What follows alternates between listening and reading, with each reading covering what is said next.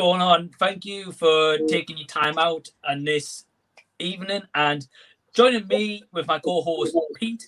And we are talking to an awesome guest called Adam Kontras, who, if you guys are unfamiliar with, he made Fastest Delorean Parts 1 and 2, or Fastest Delorean in the World, whatever you want to call it, or it's been renamed now. So Adam, firstly, man, just thank you for taking time and being here. How are you doing today? I'm doing great. Things are great. I'm excited to be here. It's fun talking to people overseas. Awesome. Yeah, awesome, man. No, thank you for taking time out and joining us. And Pete, how are you, man? I'm very well, very excited to be interviewing Adam, and good to see you as well, Mike.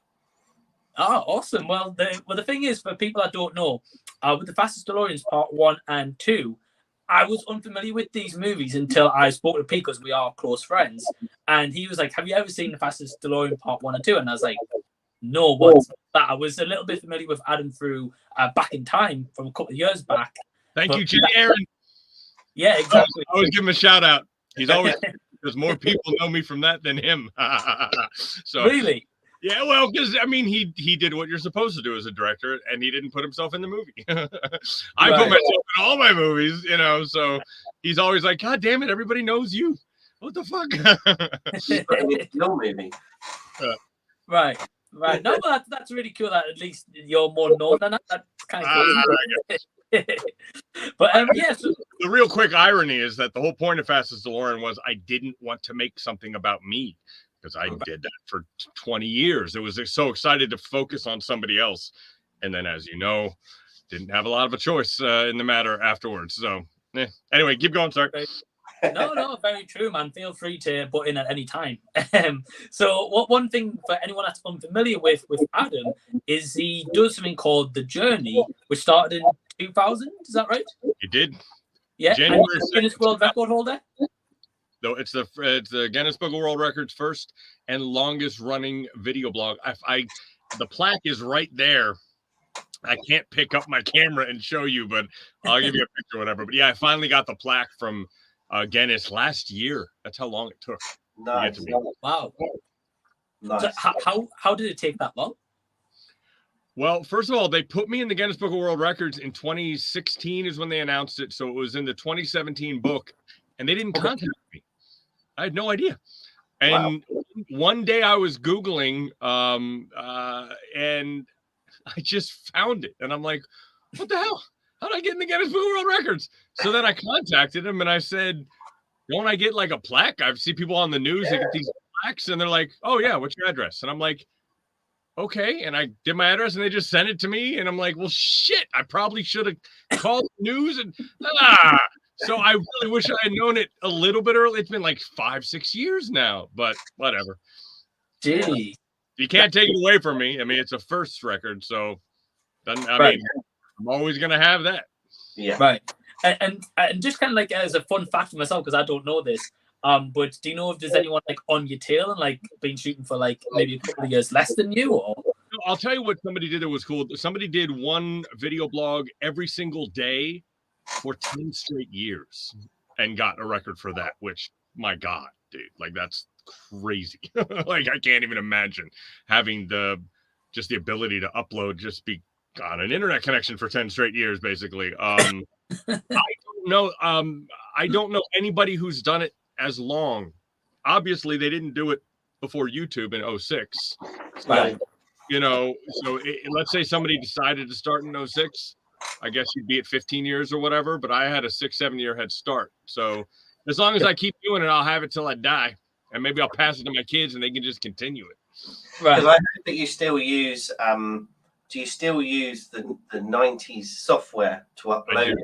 You still I do. Well, real quick, the reason I'm laughing at this, my daughter wanted to dye my hair purple.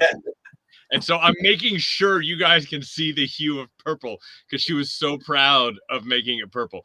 And I think it's coming across. No, the actual journey, the written part of the journey is still done on 90s software. I'm not doing it to get famous and that kind of stuff. It was more just documenting my road to try to make it in show business and everything that was happening. And so, like, if I was on TV, that's a journey entry. This will be a journey entry. I'm just documenting everything that happens. And then after I had started that, YouTube became YouTube, and then people were actually able to monetize it. And I don't do that, and I don't really want to, because I don't want to affect the journey by putting stuff in I think would make people watch, because then you're not doing it for the right reasons. Yeah. And I thankfully I make money doing other stuff. I can be as pure as humanly possible with the journey and literally just document what happens. Yeah. And good or bad, boring or exciting. And I got to be honest, I've been very lucky, because shit's been really exciting the last 20 years. Like really, really good stories, pretty organically, not for me trying to make crazy shit happen. Yeah, well, no. Fastest DeLorean's a perfect example of that. The goal was, wouldn't it be exciting if we put an engine in a car and drag race it? That was more than enough excitement for me. That was all I wanted to do. And then it turned into what it turned into. So that's it. That's the journey. Yeah, man, but that journey's awesome, and like I admire that, the fact that you mentioned you don't want to do like monetization on YouTube because it affects kind of your own personal reason why you started it in the first place. And it'll just be like maybe like people watch along just for the sake of watching along if you had it monetized. So yeah, no, completely respect that. I had a stalker take my channel down, and so okay. When I tried to contact YouTube, basically through friends that work there, they basically said, if you're not monetized, you'll never talk to anybody. So I'm like, fuck. So then I did put monetization on it. And then right away they were like, you can't monetize because everything you have is copyrighted. And I'm like, what in the fuck are you talking about? Like nothing I have on there is copyrighted. Literally don't realize that I'm the guy that made Meeting Michael. I was the guy on CBS. So they looked at my top views and thought I was just taking copyrighted content and putting it up on YouTube. And but they're giving me the ability to make a 5-minute video that they say they're going to watch and review. So finally I can say, listen, here's what I'm doing. I'm not stealing copyright material. It's literally me. Which is the funniest thing ever. I couldn't believe that's what they thought I was doing. But hey, that's kind of cool. It's kind of a, that's a nice little pat on the back that what I've done looks professional enough to be stolen. Yeah. It's like in the DeLorean, fastest DeLorean, I really liked the music, and then when I looked into it, if I'm right in saying, tell me if I'm wrong, like all of the music throughout it is you. Right. That is true. There was one song that I licensed because it just looks so cool. It was like this Irish Celtic music that I did for the St. Patrick's Day parade. And there's just this one shot with the snow coming down and the fucking music, and I'm like, fuck it. Like that's just, I want that in the movie. So I paid $100 or whatever it was. It was just a local dude like me. And but yeah, for the most part, I did all that music. And in Meeting Michael, the movie that came out in 2020, I actually got a keyboard and I scored it, and I used that was a lot harder. But boy, I love that aspect of creating. Never gotten to do it before, so it's been really nice. Meeting Michael, where I think Mike will agree with me here. In the UK, basketball isn't a major sport, and I watched Meeting Michael. I don't know if Mike's watched it yet. And I didn't know anything. I knew who Michael Jordan was, obviously, but I don't really know anything about basketball. But afterwards, all I was doing was YouTubing and Google basketball, Michael Jordan highlights, stuff like that, because it was just so good. Thank you. No, I love doing that. It was it's one of my proudest ballsy things I've ever done in my life, which is sneak a video camera into the Bulls locker room and then get onto the court and just start recording. I mean, I think about it now, I would never do this, but at 1920, I'm like, what the fuck are they gonna do? And then of course I couldn't release it because it's fucking, but 25 years later, obviously, I mean, if you go on IMDb, there's Michael Jordan starring and I'm co-starring, and I'm like, I don't know how the hell this is working, but they must be okay with it now. So I guess, time heals all wounds there. Oops. But it was just the fact that you were at the right game where everybody was there. Yeah. It was exciting. It was a very cool day, and it was fun showing it to my kids, No, that's awesome, and I mean, I've not seen it yet. I will hold my hands up, but it sounds a bit like kind of like what Space Time sequel should have been. Give LeBron a break. What was he supposed to do? He's not an actor. It's funny. My kid loves LeBron James and doesn't care about Jordan, really. And you could tell that in the movie because he starts playing his Game Boy. But I mean, it's whatever you grew up with, you know. And you know, Space Jam 2 is just as silly and stupid as Space Jam 1. Let's be honest, man. Like, but we love Jordan and we love Bill Murray. And I mean, you know, it's all just what you grew up with. Neither of them are really good movies, like at all. No, that's very true. It's very true. Very fun. So Adam, what we'll do is I've got a couple of questions about the fastest DeLorean. I'm going to break this up into kind of like two. So we're going to talk about the first movie first, and of course the second movie last. I'm glad we're doing that because I told you were like, let's just do it on part one, and I'm like, kind of impossible because you know 2 answers every question you're going to have. But go ahead, yeah, I like that. Let's do. One thing I want to know, because I'm not familiar about this as well, is how did you originally come in possession of the DeLorean, or was it because of the seeing Back to the Future inspired you, or did you just see it advertised one day and thought, screw it, I'm just going to buy a DeLorean? You know, we covered this in Back in Time a little bit, but I made that mini golf course in my backyard, and thought, wouldn't it be cool to like do themes? And then I thought, I'll make a Back to the Future hole, and wouldn't it be cool if there was a time machine at the event? And so I was just, because we were doing events to raise money for charities. So I was friends with Jennifer Parker, Claudia Wells on Facebook, and I asked her if she would help, and she said totally. I said, you know anybody with a time machine? And she did. And so we set up this whole thing. I had a friend in radio, so we go on the radio station. We announced it Memorial Day 2014, and then the guy who was going to bring the time machine said, I'm selling my car. And I'm like, fuck, I just went on the radio. What are you doing? And he was being a little flighty, so I said, fuck it, I can't let everybody down. I'm gonna do this. And my mother-in-law was looking for an investment. Ironically, I didn't ask her. She was like, what you gonna do with this money, blah blah blah. And I just was like, you know. And here was the way I said it was, if this doesn't work, we're gonna be able to resell the car at the height of all this shit in 2015. You know what I mean? Yeah. You know, Future Day 2015 is going to be the peak of what that car is going to be worth. Little did I realize cryptocurrency would blow up, and now it's worth $250,000. But I knew we were going to get our money back for at least what we put into it. So I said, give me a year. And I bet, and my God, 2015 was the craziest year ever. And not only made my money back, but it became obviously a way to like pay the bills. It was quite clear after 2015, and even 2016, it's 27. Like you started saying, wow, this is a business. People really like the DeLorean time machine. Right. Worked out well. Yeah, man, definitely. When you touched on 2015 as well, here in the UK, in London, they did a film Comic-Con, and they were celebrating the Back to the Future anniversary. And at that anniversary, I got to meet Michael J. Fox and Christopher Lloyd and other people there. You know, definitely one of the best days of my life, hands down. So you were at the London Comic-Con? I was, yeah. Were you, Pete? No, I wasn't at that one, unfortunately. So you actually remember some things about Claudia and Michael. Do you remember? Yeah. Do you that?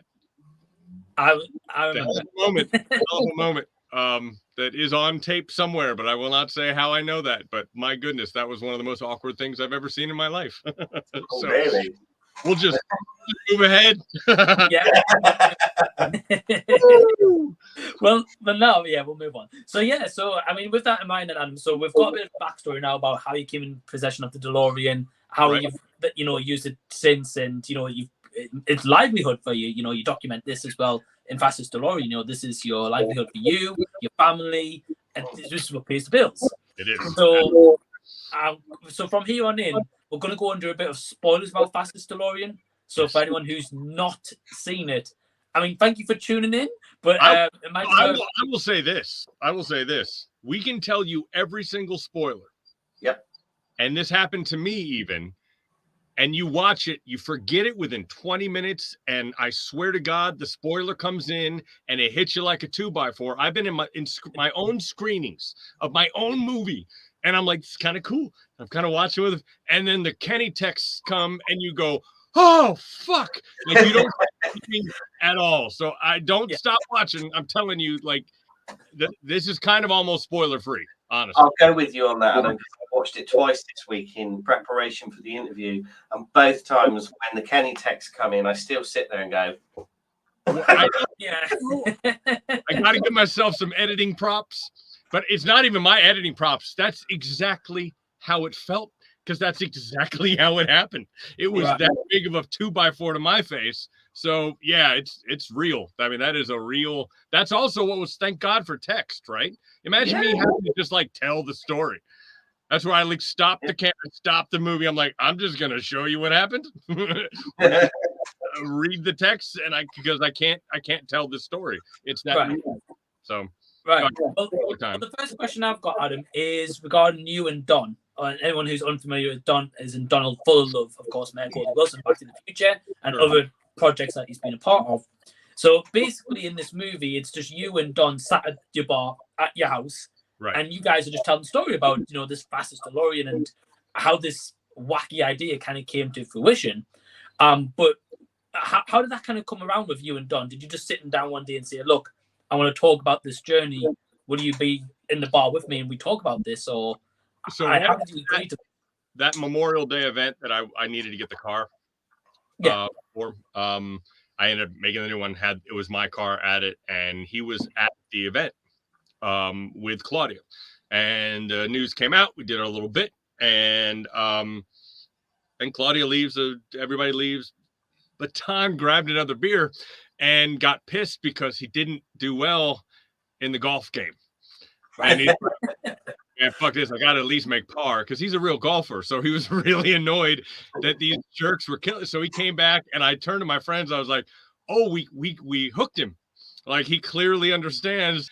It's a very fun little mini golf course. And then I asked him a month later, would you like to reenact the $39,999.95 commercial? And I made a Rent the DeLorean commercial. I said, listen, I'll give you a package on the site. People can have you in the car at the same time. And he's like, man, that's a great idea.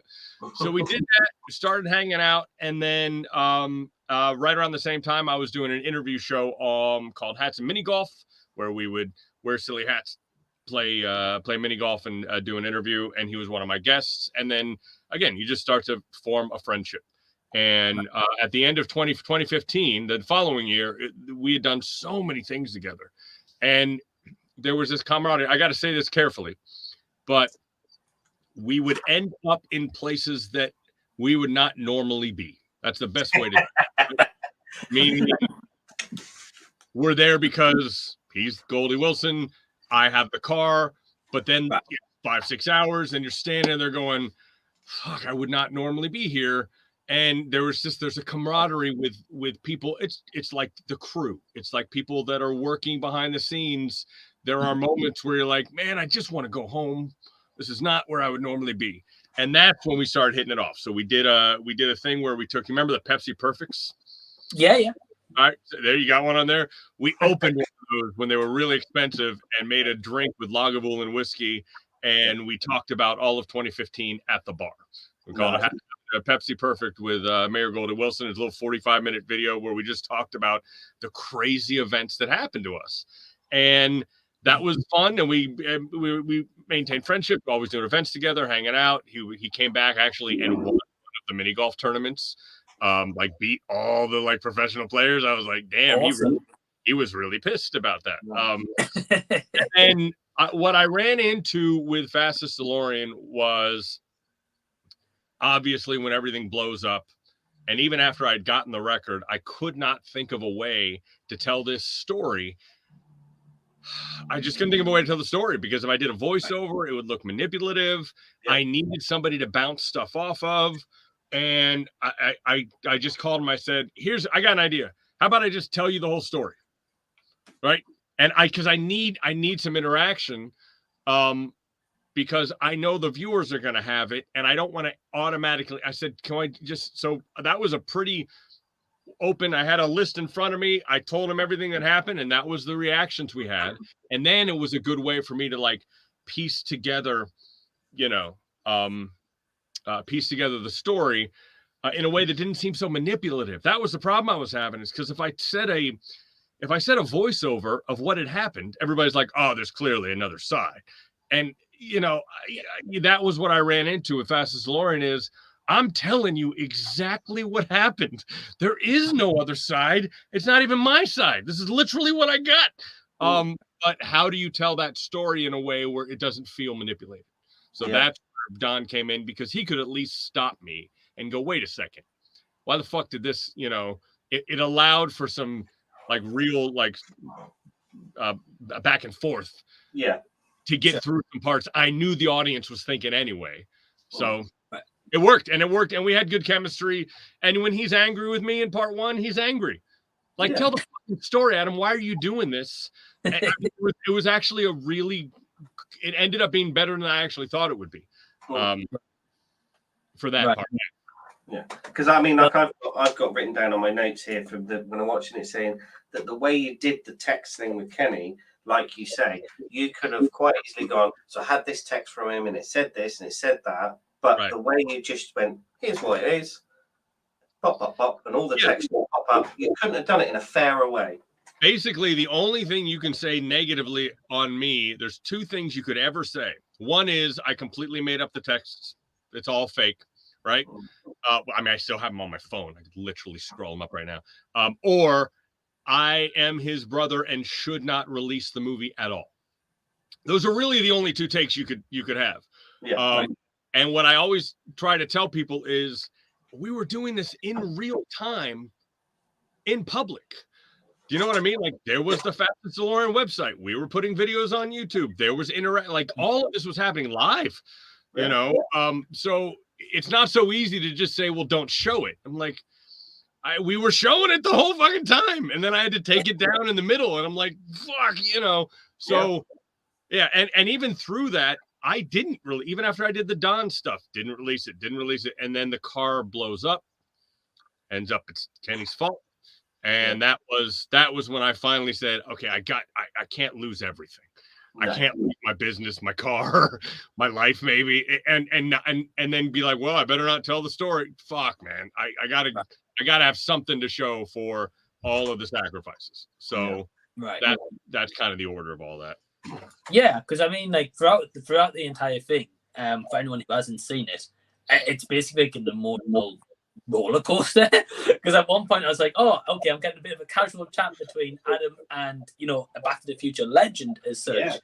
And then the next point is, okay, well, this car's going through X, Y, and Z components getting added to it or taken out, whatever's going on. And then we've got this dynamic of Kenny, which at this point I was like, oh, well, it's just Adam's mechanic as such. And then you got the part where it's eventually leading to you trying to beat the fastest like time on the track. And then to help the viewer, the basic outline of the movie is set up in the first 2 minutes, which is have this car. There's a problem with the transmission. My brother happens to be builds performance race cars, and he came out end of 2016 and said, you know what? Probably put a faster car in there, or a faster engine in there, and solve all your problems with it starting and just the reliability of it, and also make it fast. I'm like, well, I wonder what the fastest DeLorean is. So I found it out. And I went, hey, Kenny, can we beat this? He's like, yeah, we can beat that. And I was like, well, shit, I got an idea. Let's make a movie about you change out the engine, and then you drag race it, and I'll just document everything you did. And I thought that was I thought that would be an interesting thing to showcase by itself, you know. And then as we're all kind of alluding to, in the middle, Kenny kind of drops out. And then I get stuck with a car that doesn't work, and then am kind of forced to do it myself. So it's really stressful. Yeah, because as in your words, as I've written down here, I'll never drive that fast. After the first race, you went, I'll never drive that fast. I'm not driving that car for hell that fast. And again, people think that I just made the documentary and said that, and I keep having to remind them, oh no, these were all tiny little videos in a video diary that happened before I knew any of that shit. Like, they're like, oh, there's a black cat in the car. Really? Yeah, there's a fucking black cat in the car. And at the time, I thought that was alluding to how scary that truck was. Oh, you know, so it's really interesting when you're very honest in each individual moment. Sometimes you look back and you got a great fucking story. You don't have to add any anything to it, you know. I mean, that's one thing I've got here about the shipping of the car. I mean, you've seen my van. You love my wheel trims, you said, but I would never even put my van on that, and it's nowhere near worth what you've got. Right? Yeah, I ordered a covered truck, and it was covered with plastic. It was so scary. It's funny, there's a longer version on the video diary of Fastest DeLorean. It's a good like 12-minute video of me loading that car in, because you never know what you got to shoot everything and see what the story is going to be. Right. But that was by far one of the scariest things ever. And as I say in the movie, there's no other car on the truck.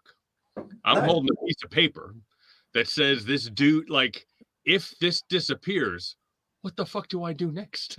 Like, it didn't. Like, that was great, but oh my god, what a nightmare, right? There was parts falling off the bottom of the car as you're reversing it on, and it's it was so bad. It was so bad. I can't drink right now. Please don't. Like, that was scary. It worked out though. It worked out. I mean, we can all relate into a car though, because like if we decide, like, say for example, if we want to transfer an item that was like worth so much money to us, whether it was in your case obviously a physical vehicle, we can all relate into, like, in terms of a little part comes off, you freak out. Yeah, and I also knew I wasn't going to be the one driving it off, so you just kind of have to hope. It was a hell of a start to. Like, I was hoping that was the only drama. Like, in my head, I'm like, boy, once we get through this, it's going to be smooth sailing. No. You say about it driving off, you're on the phone to Kenny, aren't you, at the time, when he's driving it off? And what makes me laugh is that you say, yeah, I'm still going. He's saying, you go, how long's the truck? And I'm thinking, well, you loaded it on the truck. You must know how long the truck is. But you can also see it. Like, in my head, I'm just so nervous that it's not going to get off in one piece. Yeah. Right. And of course, it's the start and the stop. Basically, the car was starting in third gear. Oh, wow. And the automatic only had 3 fucking gears. So that's why he was having such a hard time, like, because you got to hit it. And then once you get it going, it's hard to get it. And he's like, this car runs like shit. And as we found out, all it was some melted wires. You just put them back together. It would have been fine. Yeah, that's something I've got. He said when he took the engine out, and he says it was about a $13 or $14 cable. Would that have solved everything? Yeah. Wow. It absolutely would have solved everything. But you probably wouldn't have got the fastest DeLorean there because it was an automatic. Oh, no. It would have been, do I just call, like, had I known what I know now, would I just call the whole thing? I'll say this, though. Because the engine and transmission were actually in such good shape, I was able to sell the whole drivetrain. Okay. So, and that person was very happy because they knew I wasn't lying. We literally showed the video of bringing it out. It was a low mile DeLorean that had run fine up until then. So that did actually kind of work itself out. But that was a moment, knowing how bad things got. Ooh, just shipped it right the fuck back. Called it a day. But I was already in. I'd already made the website. We were already documenting it. I wasn't going to turn back then. No. Right. Yeah, I don't blame you. So so the movie came out in 2018. So Adam, how long roughly were you in kind of like editing the movie together before releasing it? So this actually funny. 5 years ago is when all of it happened. So right. Basically, it's all the dates are on there. January to April. I think we got the record August of 2017. I sat on that for a while, not knowing what to do. And then I think it was November or December of 2017 that I shot the stuff with Don. And then I just sat on it. I'm not kidding. I did not do anything with it. I kept looking at the footage and going, there's just no way to not make him look good. Like I didn't want to release something just to make my brother look bad, but I kept coming back to the goddamn the starting race, the drag race. The car stalls. And I was like, man, that was such a classic, real moment. Like, I still feel the pit in my stomach, and all the guys are making fun of us. And, like, you know what I mean? Like, all the guys at the track are making fun of it. And it was such a amazing moment. I just was like, how do I release this with making Kenny look as good as I possibly can? And then the car explodes on January 20th, 2018. Yeah. And that is when I said, I'm going to make Fastest DeLorean 1. So basically, for about 9, I cleaned all the parts. I fixed it. I got the car running on February 3rd, I think, is when I finally fixed it after the thing. And then I was waiting on a part in between that time, and I edited the whole movie in like 5 days. Oh, wow. But now also realize, because I was making these video diaries all along, the organization was pretty much there. You know what I mean? Like, I was editing at the moment. So what my editing came down to is the timing, and what do you put in, what do you take out, how do you keep it exciting for the viewer, stuff with Don and back and forth. So I really did that in like 5 days. Sure. Wow. And at the time when you were thinking about, okay, I'm going to make this as like having a chat with Don and we're going to discuss this process, did you have anyone else in mind to do that instead of Don, or Don said, look, I couldn't do it? Would you have had someone else on? I probably wouldn't have got released. I mean, who else would it be? Like, you know what I mean? Well, it's funny because when I told him what I was doing, I mean, we were really close before Fastest DeLorean. We had done so many events and hung out and so forth, so we were already friends by that point. And when I told him, "Hey, dude, know what I'm gonna do? I'm gonna put a new engine in, and we're gonna drag race it for the record." And he's like, "When's the race? I need to be there." But it's because he's like, "I'll let you do all the work, but then I'll be smiling at the finish line with you." And I'm like, "Of course you will." Like, that's all the glory. That's exactly Flash. That's the Flashy Don full of love. And I'm like, all right, dude. All right, let's do this. I made up the shirts and everything for him. And I kept trying to tell him, I said, man, this would be really good for you. I told him, have you seen the Porsche commercial that they did about? Yes. Yeah. And I was like, God damn it, dude. You are a viable entertainer in the year 2022. And I desperately wanted to show him that side. We were pitching a reality show called The Mayor and Me, where we talk about all this crazy shit that we get to do together. But he makes me so crazy because he's often late that I think it'll probably just be a documentary someday when like we're both like 90. Has any of that ever been released yet? That Mayor and Me. No, it's gonna turn into a documentary. It's just gonna be a 2-hour documentary where we give a bunch of everybody shit and show up. It's kind of like what Fastest DeLorean 2 was. Like, when we showed you those parts, there's a bunch of awesome stories about what we've been through that's really weird. I don't know any other friendship that is built around so many bizarre situations, because of my job and his job. We have really weird jobs, like, it's really weird. Because I heard you say in another interview that that off camera he talks to you one way, and as soon as the camera comes on, he goes, anyway. No, he does, and I don't. Obviously, like I have to remind myself sometimes if I'm on TV or radio to not talk the way I talk.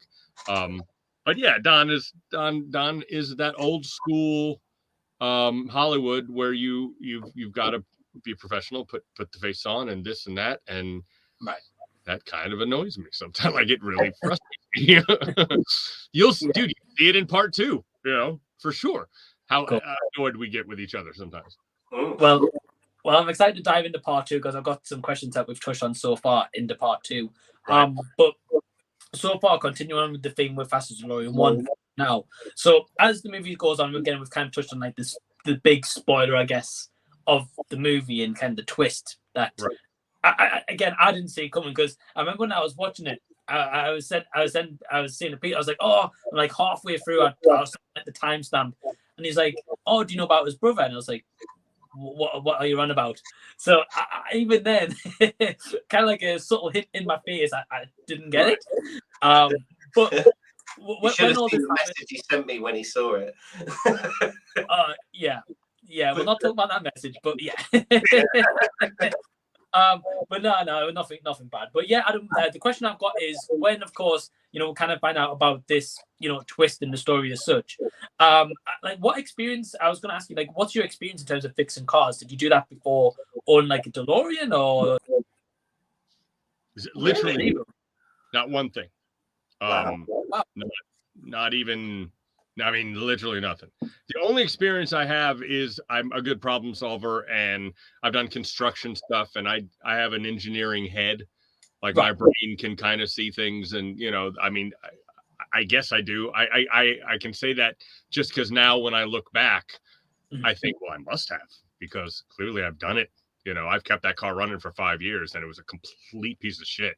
So I must have known something, but I really just think that I have a really healthy dose of, I bet I can do that. And when it's paying your mortgage, the fuck are you gonna do? You're gonna walk away? I certainly couldn't pay anybody to help me, because they were like, hang on a second, you got a DeLorean with a what transmission?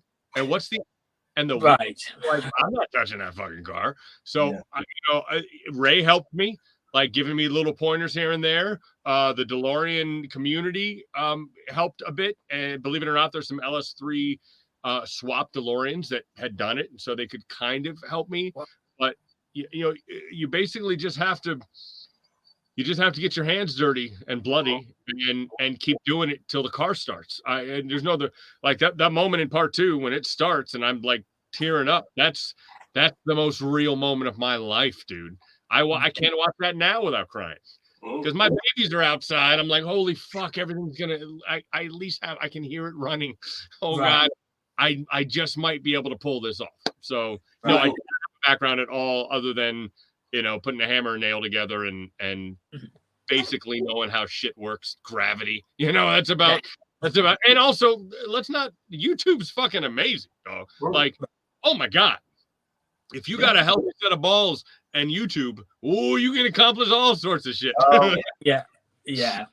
Oh no, I agree, and I admire that about you. I don't know that the fact that you used all those resources to fix it yourself, because I remember the part in the first movie, and it was a case of it was a certain part that needed fixing or certain things needed swapping, and they give you the price, and it was like, okay, then by the time you add the labor on, and I was like, wow, that went up pretty quick. I mean, we don't charge labor that much here in the UK, as far as I'm aware, but I was like, wow.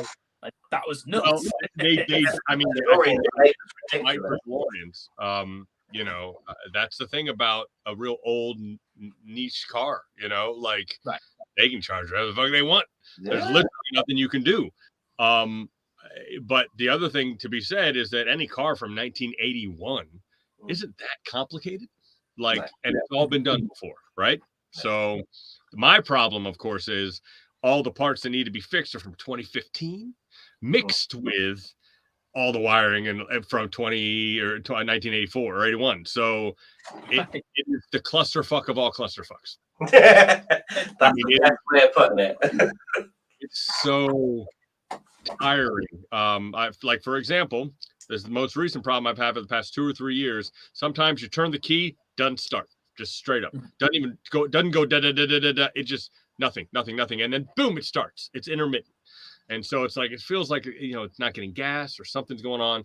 I get new fuel pumps. I clean out all the gas lines. I do all this stuff, and we're in forever.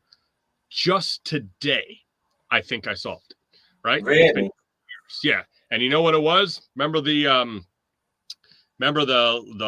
clutch?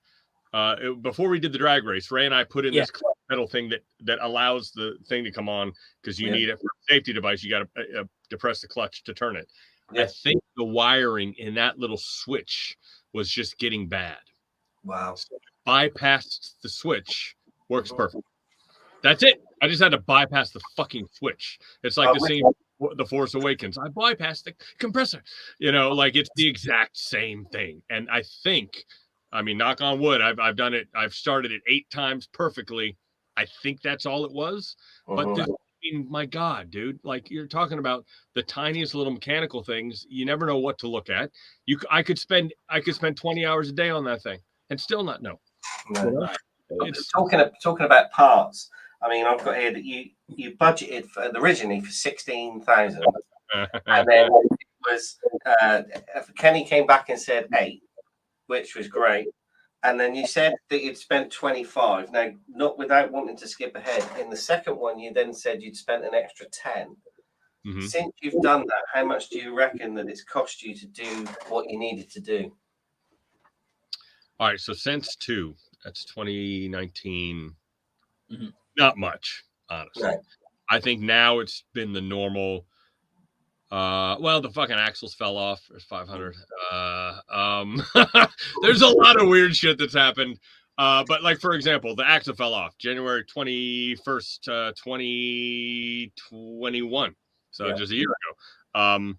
Basically, the motor was hard mounted onto the frame instead of you normally have rubber and no shock. For whatever reason, Kay thought it was cool to hard mount it. Well, it makes everything loosen. No matter what you fucking do, you put Loctite in there, it doesn't make any difference.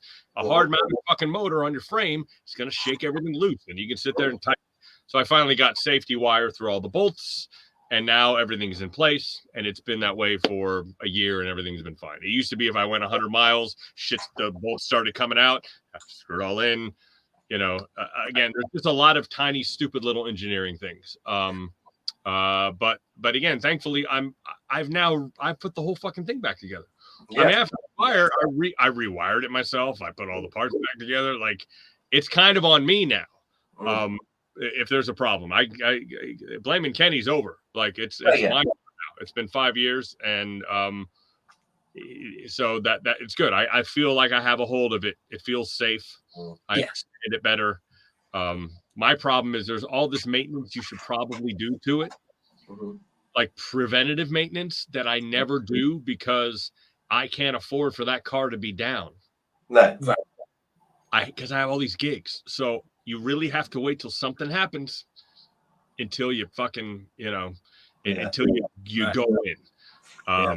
Because even an oil change, sometimes I've had oil changes where I fuck something up and it's gone for 2 days. Well, if I get a call, I get day of calls all the time. That might be $1,000 I just lost because I decided to do a fucking oil change. Like, so you really have to be very careful about what you choose to do and what you don't do. So Adam, so where you're based then? So what would you say is the kind of competition like in terms of people who have DeLoreans and hire out? It's gotten pretty competitive lately. Okay. I'm telling you, the cryptocurrency buzz, man. The second all that shit blew up in like 2019 or whatever, people started buying stupid shit, and then they wanted to make money off the stupid shit they bought. And so, I mean, I'll be honest, I don't need the amount of events and gigs I did in 2019. Like, I did so many. 2019 was bigger than 2015, 2016 put together. It was crazy. Right. I was so tired. Ironically, at the beginning of 2020, I was like, man, all I want to do is just hang out with my family for a little bit. Oops. Sorry, everybody. I might have had something to do with that. What happened? Yeah, right. So, yeah, it's definitely gone down a little bit. But, I'm just located so perfectly. There are people in the area, but I'm in like North Hollywood. I'm in the heart of Los Angeles. I'm closer to almost every big gig and event that you could have in this area. There's a guy in Culver City. There's a guy in Riverside, Escondido. There's all these places where people are that they're close, and they've taken some of those gigs.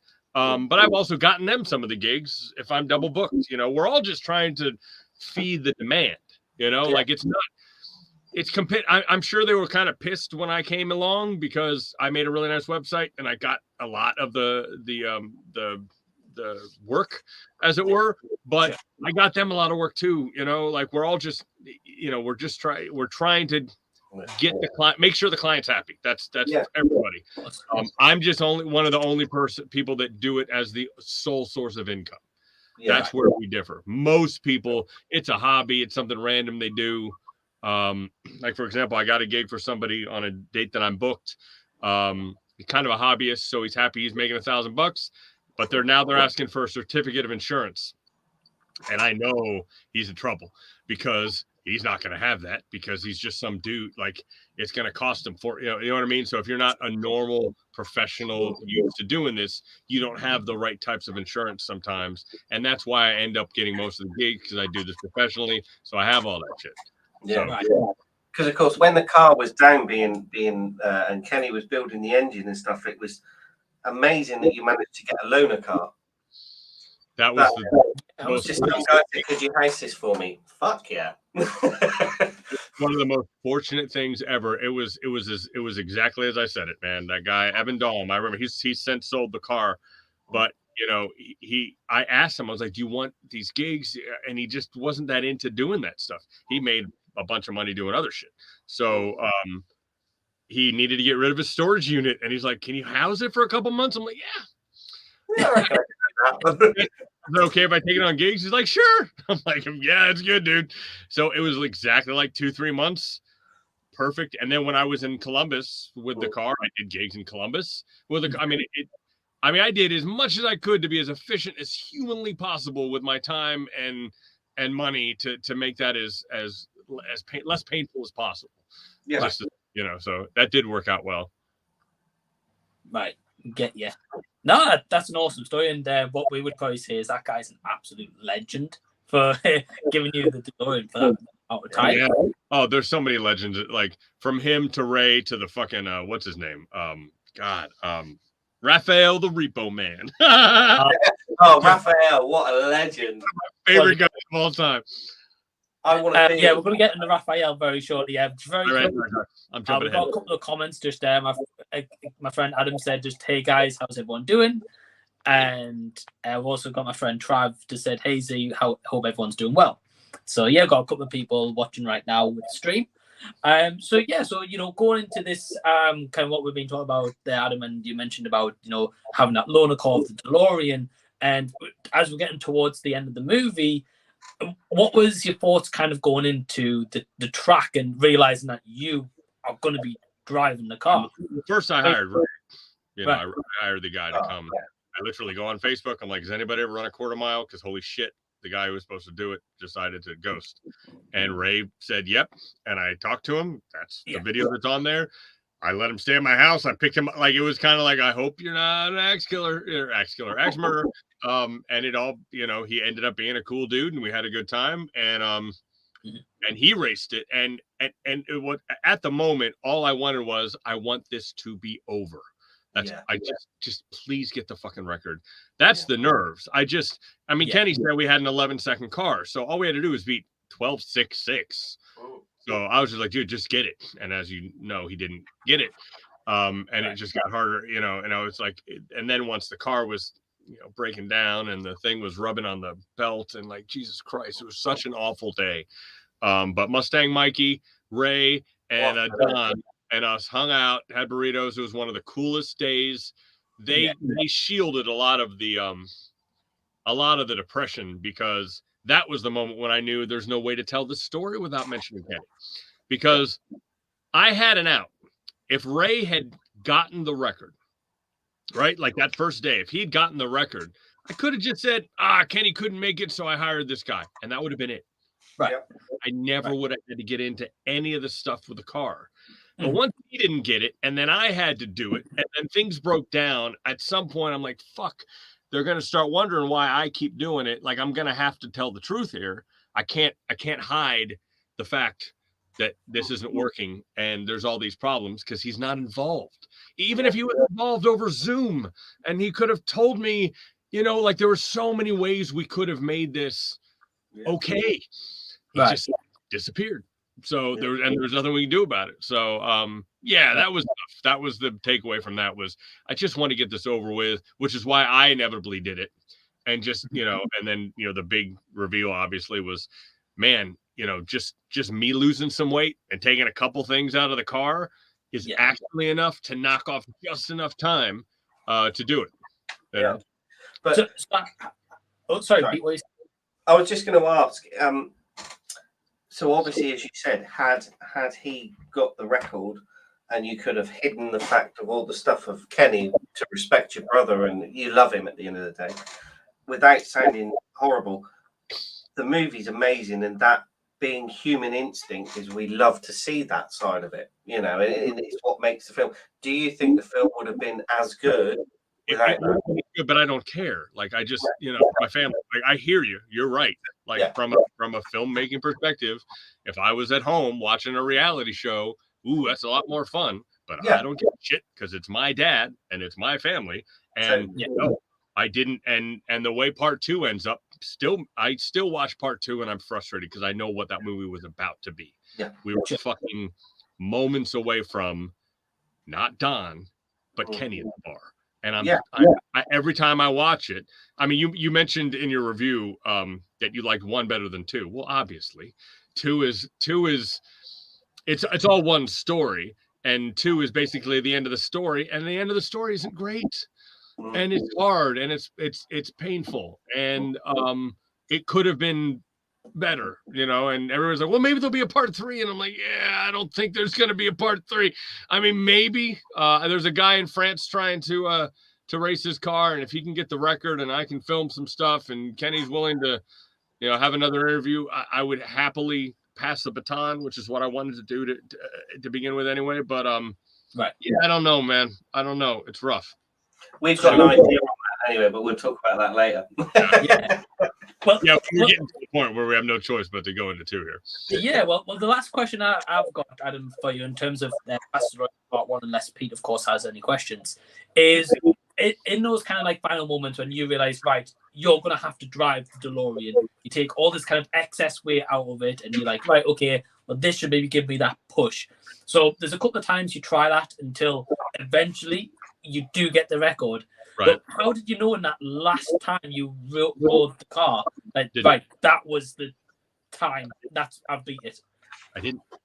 Did you not like feeling when you ran the car up, being like, right, this is it? No.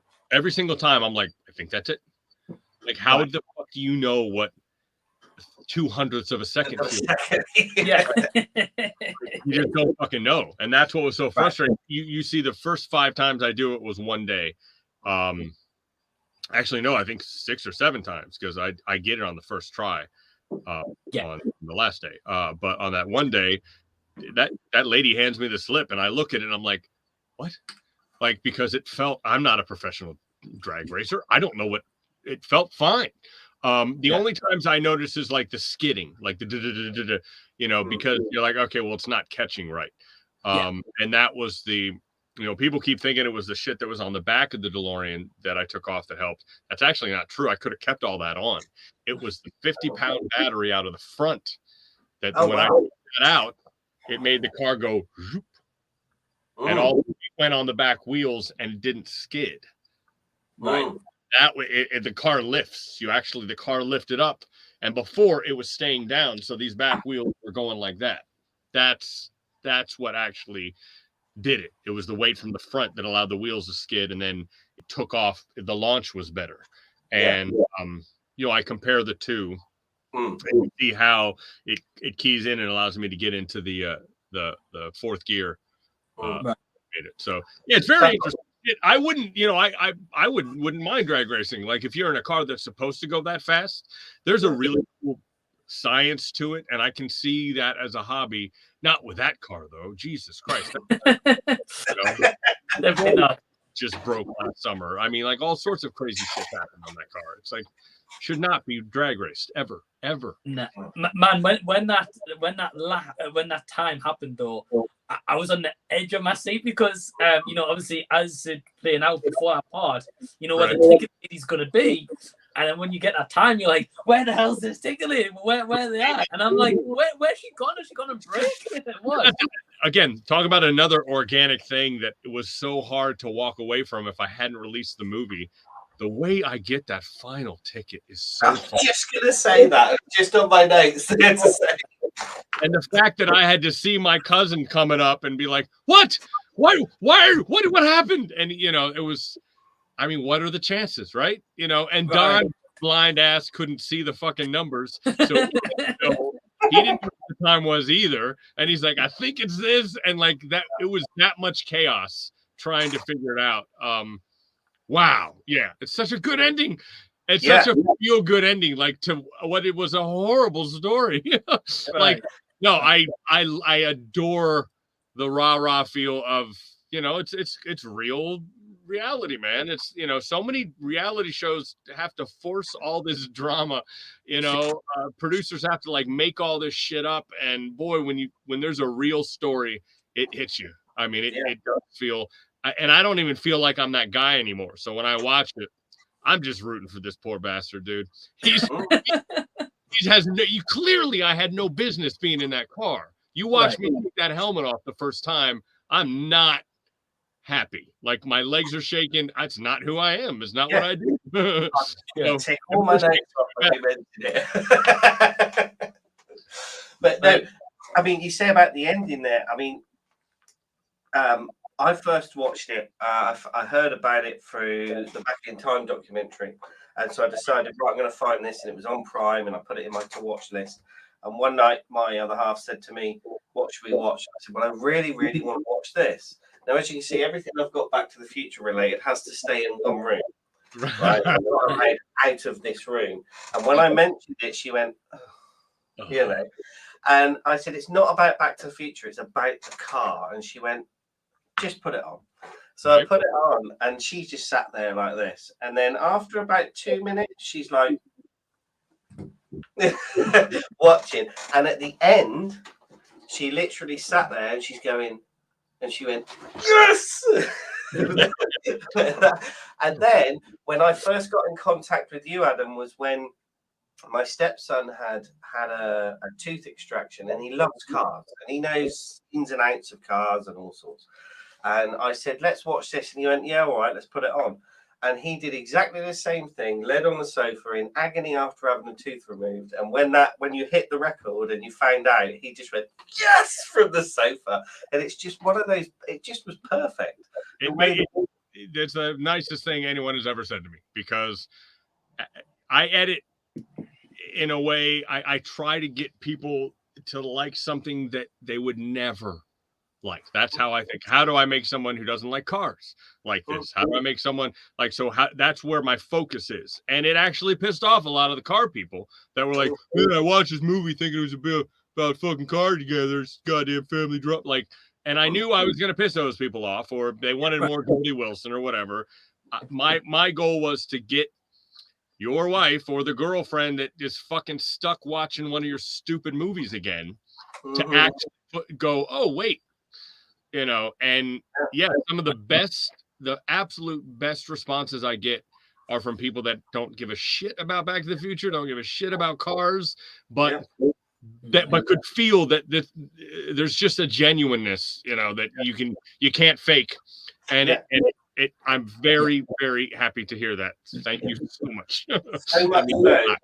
So much so, we have one of my wife's friends living with us at the moment. Oh, sorry, girlfriends, friends living with us at the moment. And I said to her, I was doing this interview, and she said, "Oh, what's it about Back to the Future?" And I said, "No." And my girlfriend turned around to her and went, "Oh my God, no, it's a really good documentary. It's brilliant." There you go. If you have her approval, man, then you've completed life. Unfortunate that I can't get that across in trailers, because I know the majority of people, if your wife was flipping through shit on Amazon, she would never, ever stop at that.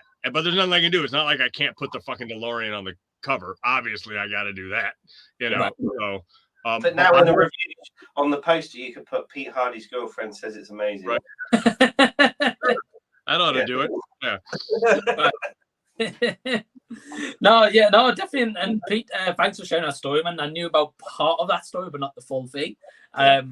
Mine's not as much as like a magical experience as that is. Mine was literally just on my mobile phone on the sofa. I was watching the movie, but at the same time, like, I've got to admit that I had goosebumps when that moment happened, because for me, Adam, like, I haven't got a single clue about cars whatsoever. My dad does. So if I ever have a problem, I'm like, "Dad, I'm stuck. Can you help?" You know. But seeing you, and like, I have an admiration for anyone who knows anything about cars, because I don't.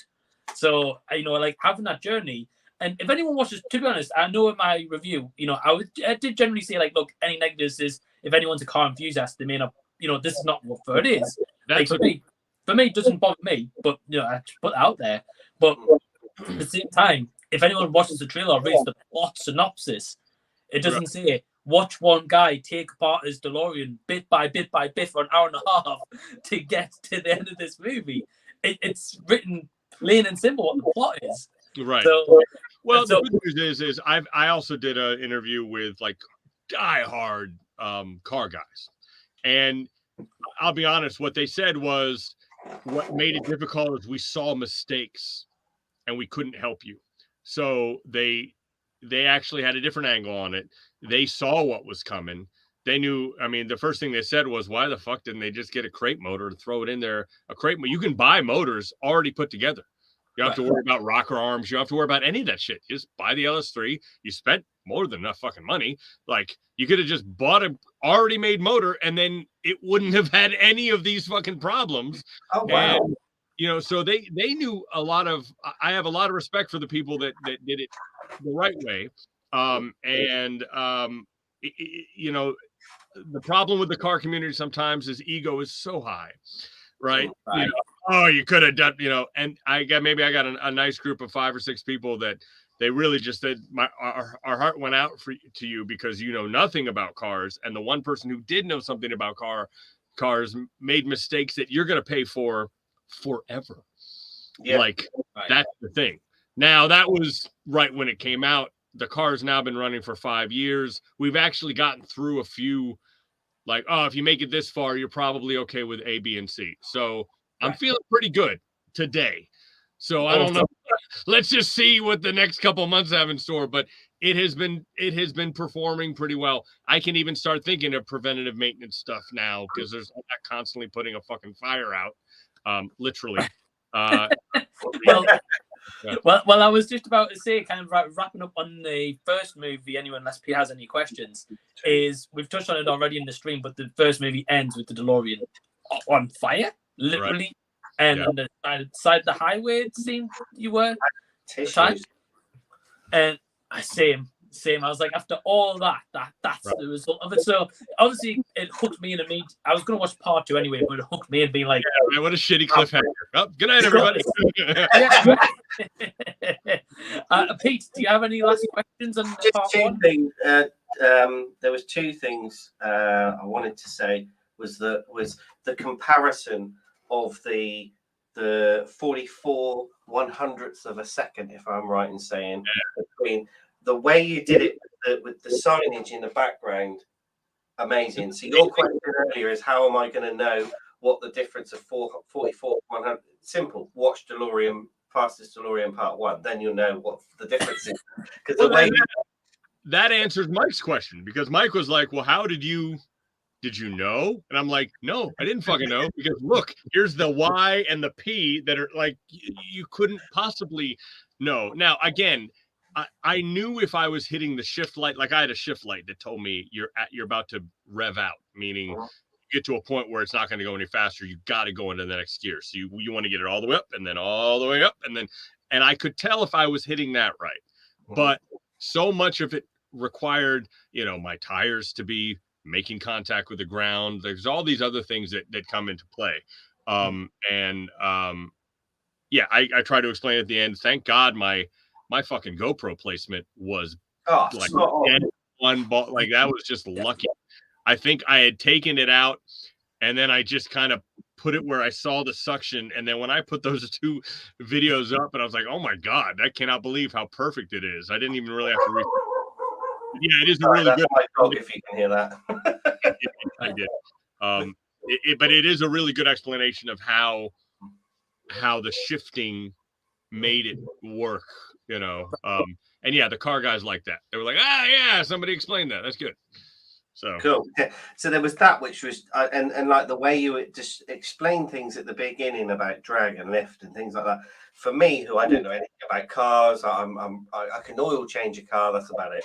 And I can pump the tires up and I can drive the damn thing. But it was so good the way you did that. So I just wanted to comment on how well you did that to explain it for the dummies sort of thing. But I was a dummy. Like, that's the point. We're not dummies. We just don't know.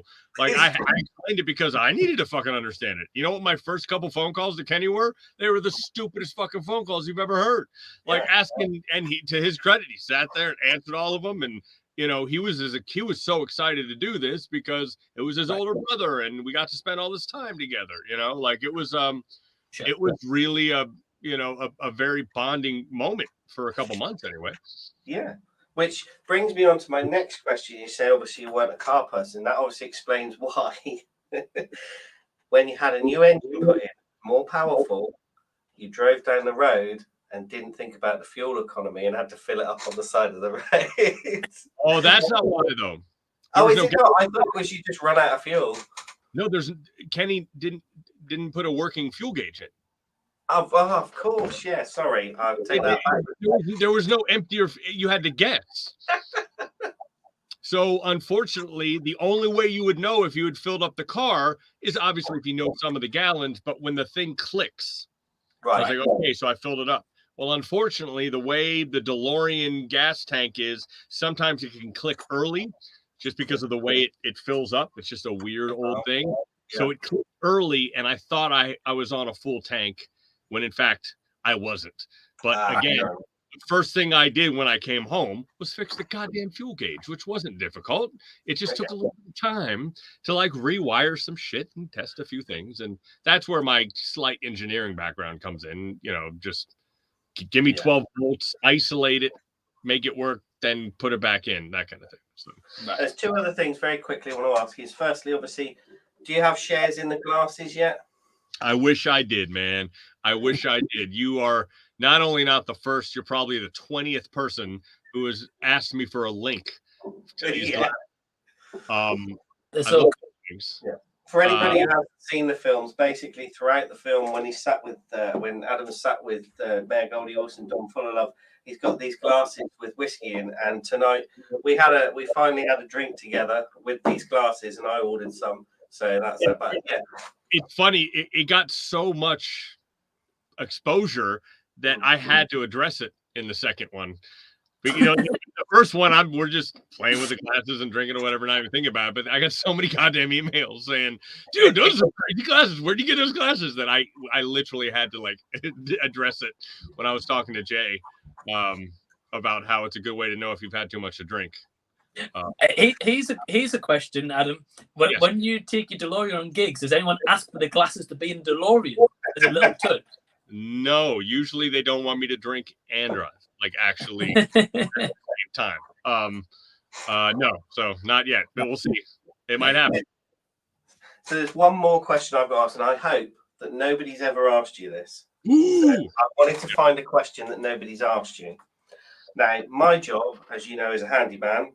And my main job is I work with TVs, aerials, anything AV, things like that. So one thing that really bugged me throughout both 1 and 2 was your TV in the bar was forever on a tilt like this. Right. Why the hell was it on a tilt like that and not flat? Because of the angle of the sun that comes in and puts a bad reflection. Straight up. Fine. There we go. That answers, because it was one of those things that just, as I look at TVs, and it's like, okay, that TV's not straight; it's tilting upwards rather than downwards. No, I on purpose. I mean, instead of flat, I tilt it down just a little bit. So because you would have been seeing the reflection of everything that's happening in my yard, right? Live. Do you see what I'm saying? I needed it black, so I just went and then simple as that. That makes sense. So hopefully nobody's ever asked you that question before. Ever asked me that before? Awesome. Yes. I'm a geek like that shit too. It was just, how do you get the shot? You know, how do you get that thing out of the fucking shot? You know, simple as that. Cool. There we go. Back to you, Mike. Awesome. No, awesome. So we're going to move on to Fastest DeLorean Part 2. And this came out in 2019. I think it came out just like a year later, I believe, or year and a half. Actually, it ended up being on the Back to the Future Part 2 anniversary. I think it's like November. It was November 2019. It was the exact 30-year anniversary of Back to the Future 2. Not intended. It just kind of worked out like that. So very cool. And the question I've just actually thought of is when you were going to be premiering The Fastest DeLorean Part 2, how did you premiere it? Was it just straight on Amazon, or did you have like a private screening event? Or I have a film distributor that basically has said, we like your shit, so whatever you're making, let us know, and we'll try to distribute it on all the streaming platforms we possibly can. And at the time, as of February 21, Amazon said no to all documentaries from now on. They just did a blanket thing. So up to me and Michael, those 3 will stay on, but they're not taking any more. Unless I can somehow get a deal with Amazon, or I mean, fuck, it feels like every year it's a different. Now ad-based video on demand is the next big thing. I think Netflix is even going to go to ad-based, and I can't stand it because I can't choose where the fucking ads go. And as a filmmaker, it makes me crazy. But it is what it is. And that's the future we live in. At least it gets distributed worldwide, and that's fine. But no, I basically just, say when it's going to be, and then it goes live, and you go from there. This is not a money-making venture. It has done very well, but like meeting Michael made more than 1 and 2 Fastest DeLorean 1 or 2 together in one fucking quarter. We think Back to the Future is a big deal until you see Michael Jordan is like, but you don't really know what's going to be what, But I just decided once I got a film distributor, I'm going to put out a movie every year because I like telling stories, and I got a fucking lot from all the journey things I've been through, and I don't want them all to be about me. They're going to be, unless something comes into play that I can focus on, and but I'll play those cards as they come, But it wasn't a premiere. We didn't run out of theater. I got asked to be in Paris and Marseille in 2018 and 2019 doing a DeLorean event with some cast members of Back to the Future, and they showed the film, which was the coolest thing because I know my film isn't going to sell any tickets, but boy, is it a really great way to make your event better, because everybody who watched it had the same reaction you guys did, and it was a surprise to them, and it was like added value. Then I was signing autographs and everybody's all excited, but you can't really put it on a poster and expect people to pay to go to an event to see it. It's one of those weird little underground, once you've seen it, you tell everybody you get it. And it's great for a group of people that are already in love with, Mayor Goldie Wilson and Marv and Barry and, those people, right? So Harry Waters. And so I've had a great time. The fans have been absolutely amazing to me. I felt I was signing fucking hoverboards, dude, next to, people from Back to the Future too. And I'm like, this is insane. Like, I don't want to ruin your props, man. Like I signed one of what were those, Eagle Moss DeLoreans? Yeah. $2,000 fucking things you had to put together. I signed the hood of that, and I was like, "Are you sure you want me to sign the hood of this? Because you can take it off with a little acetone if you want to." Because I was like, "I can't." He was like, "Oh, but you made the fastest DeLorean. It's total." I'm like, "Okay, dude, it's too weird." But fans have been amazingly gracious. I can't say enough about how nice they've been. So. Okay, well, I've got a question, and I'm not sure if you've been asked for this before either, so I'm going to try. But I'm sure, Adam, you probably get approached like guys like me or Pete, like who's just come across this documentary for the first ever time. And, we're now in 2022, 4 years later after the first movie, I've just come across this. With the popularity that it's had, and as you mentioned, they've both done, really well. Have you ever thought of kind of like doing like a tour, kind of like showing this movie around places, and maybe like you and Don and come around? Or I mean, we did the drive-in, and me and Don went out. Don said, "Listen, dude, I'll help in any way I can," because we have a good. I mean, we hung out in Houston for a couple of days doing crazy shit. We had the best time. Again, the problem becomes is I don't think you know how special it is until you see it. So it's pretty difficult if it's not part of another thing. Right. To make it, I would love to, but it's funny. Back in Time dealt with this too. Back in Time was going to do a tour, and they had a band they were going to tour with the car. And what they found out quickly is it's a documentary. People want to watch documentaries at home.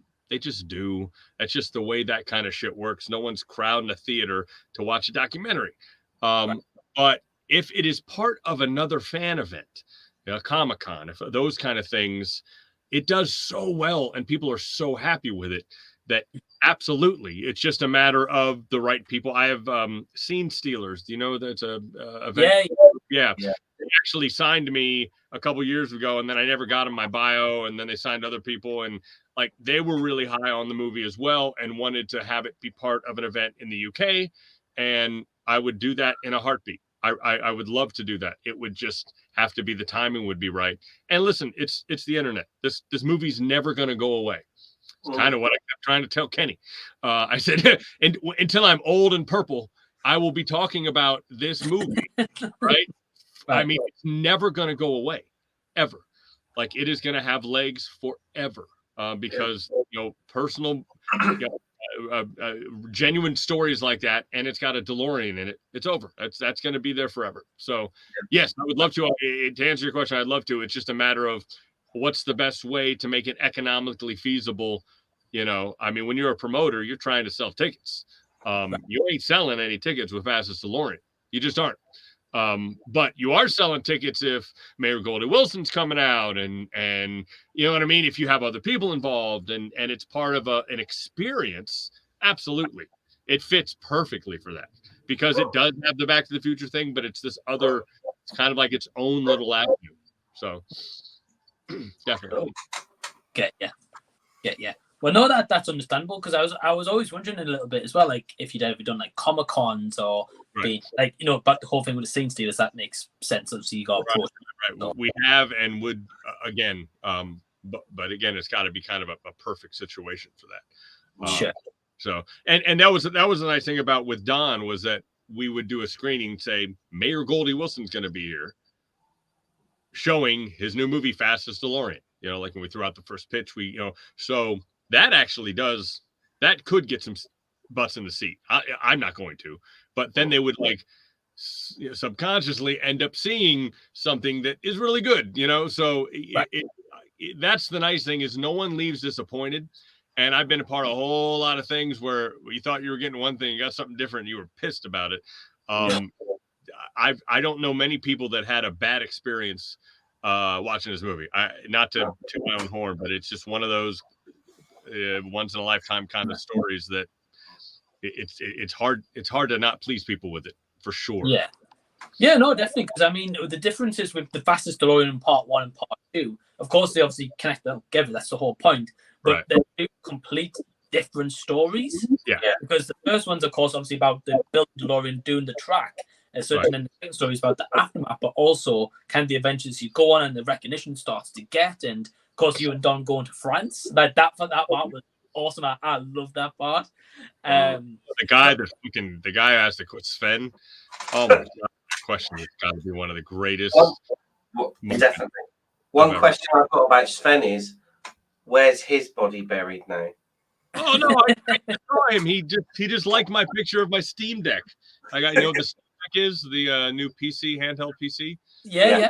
I got mine, and so I was playing, and Sven liked it. No, I love him. I'm sad I can't see him all the time. He was one of the nicest people. And that question broke the tension that I felt. Like, you don't get it, like, especially in front of a huge crowd, to sit there and answer questions about Kenny, not knowing, are these people going to hate me? It was and for him to say, where'd you bury the body, was just like, oh, it's just such an okay, the crowd's with me.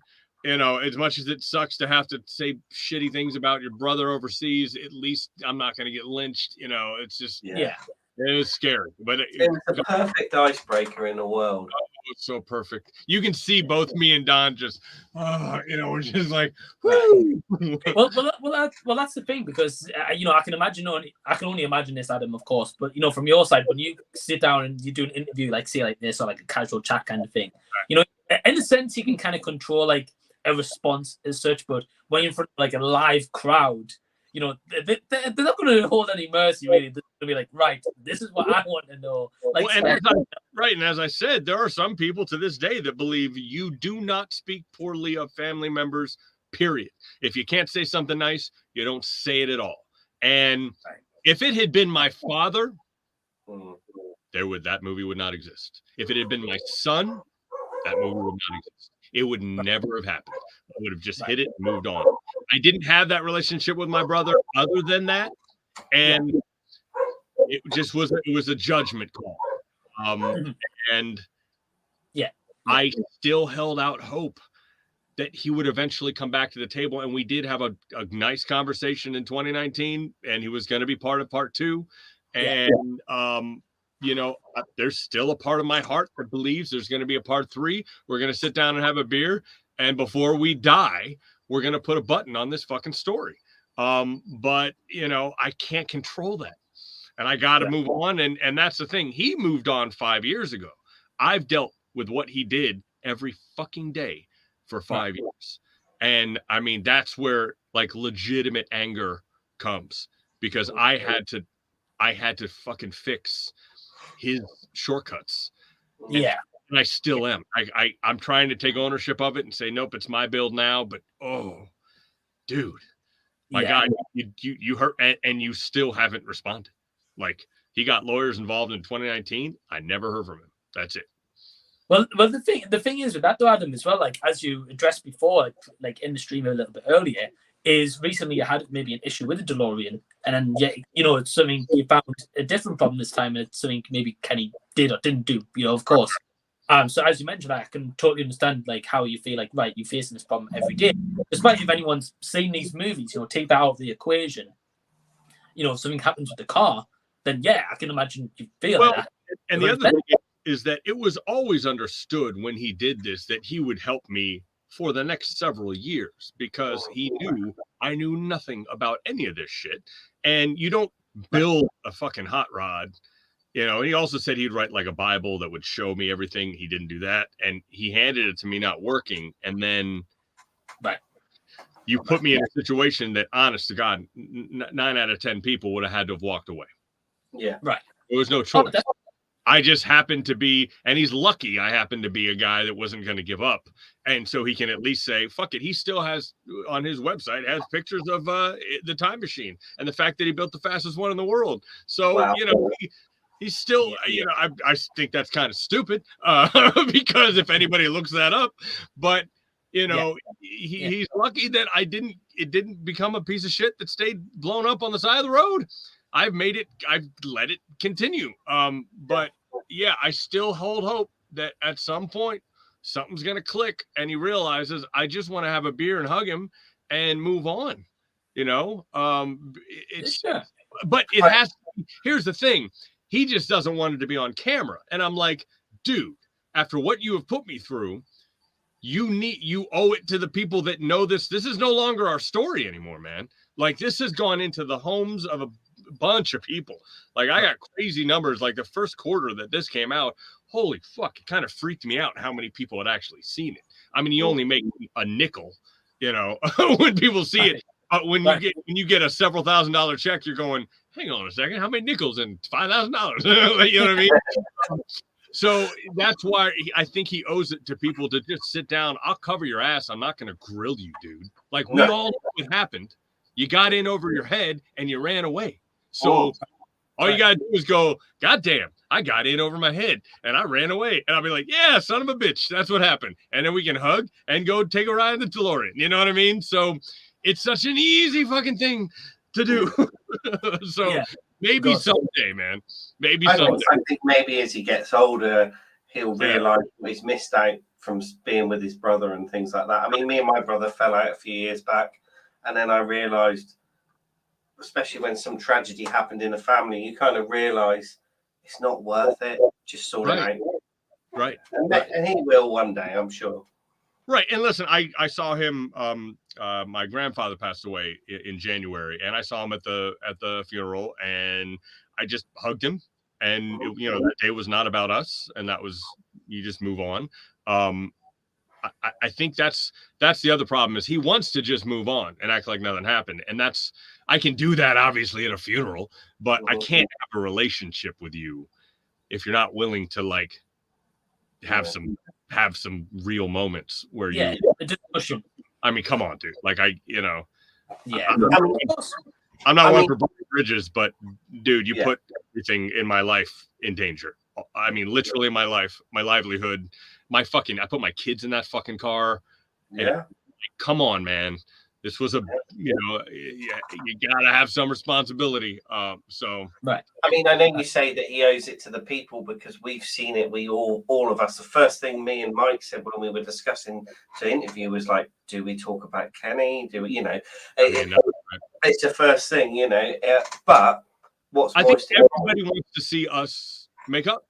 Yeah, but what's more important is the fact that you do make up, be it on camera or off camera.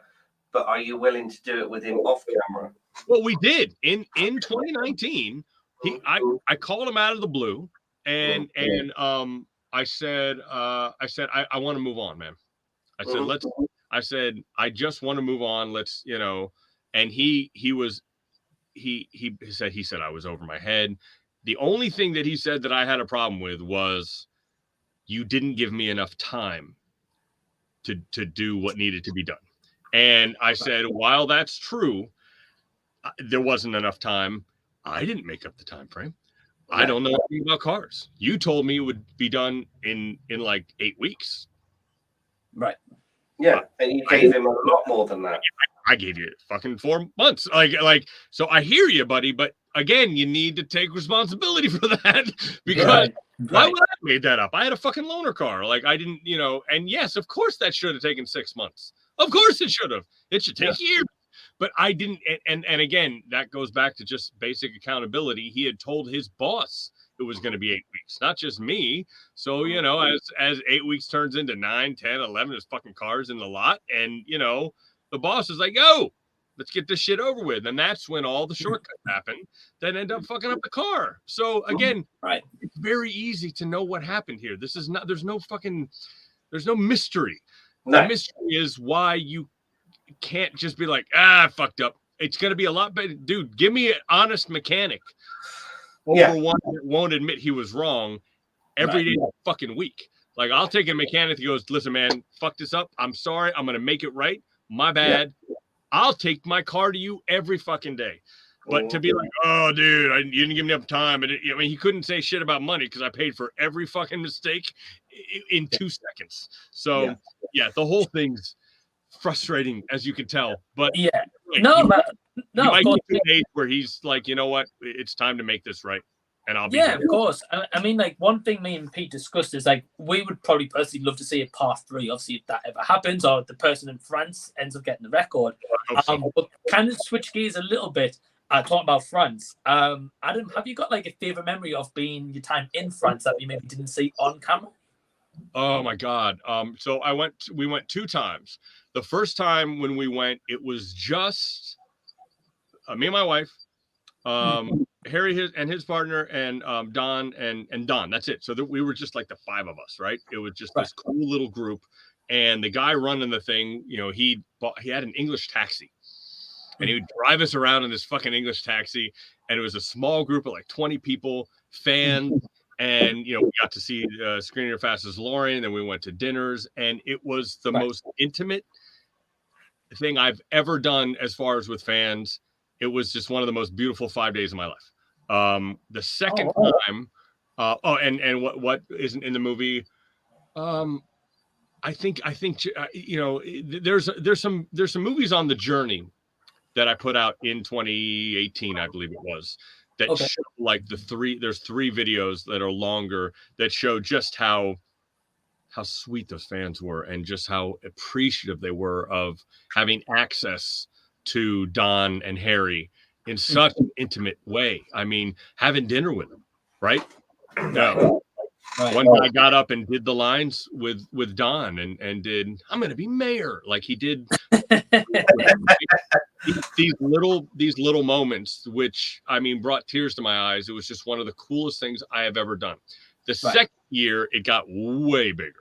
Like it became a Comic-Con, basically. You then had like 10 or 15 people. It was in a hotel.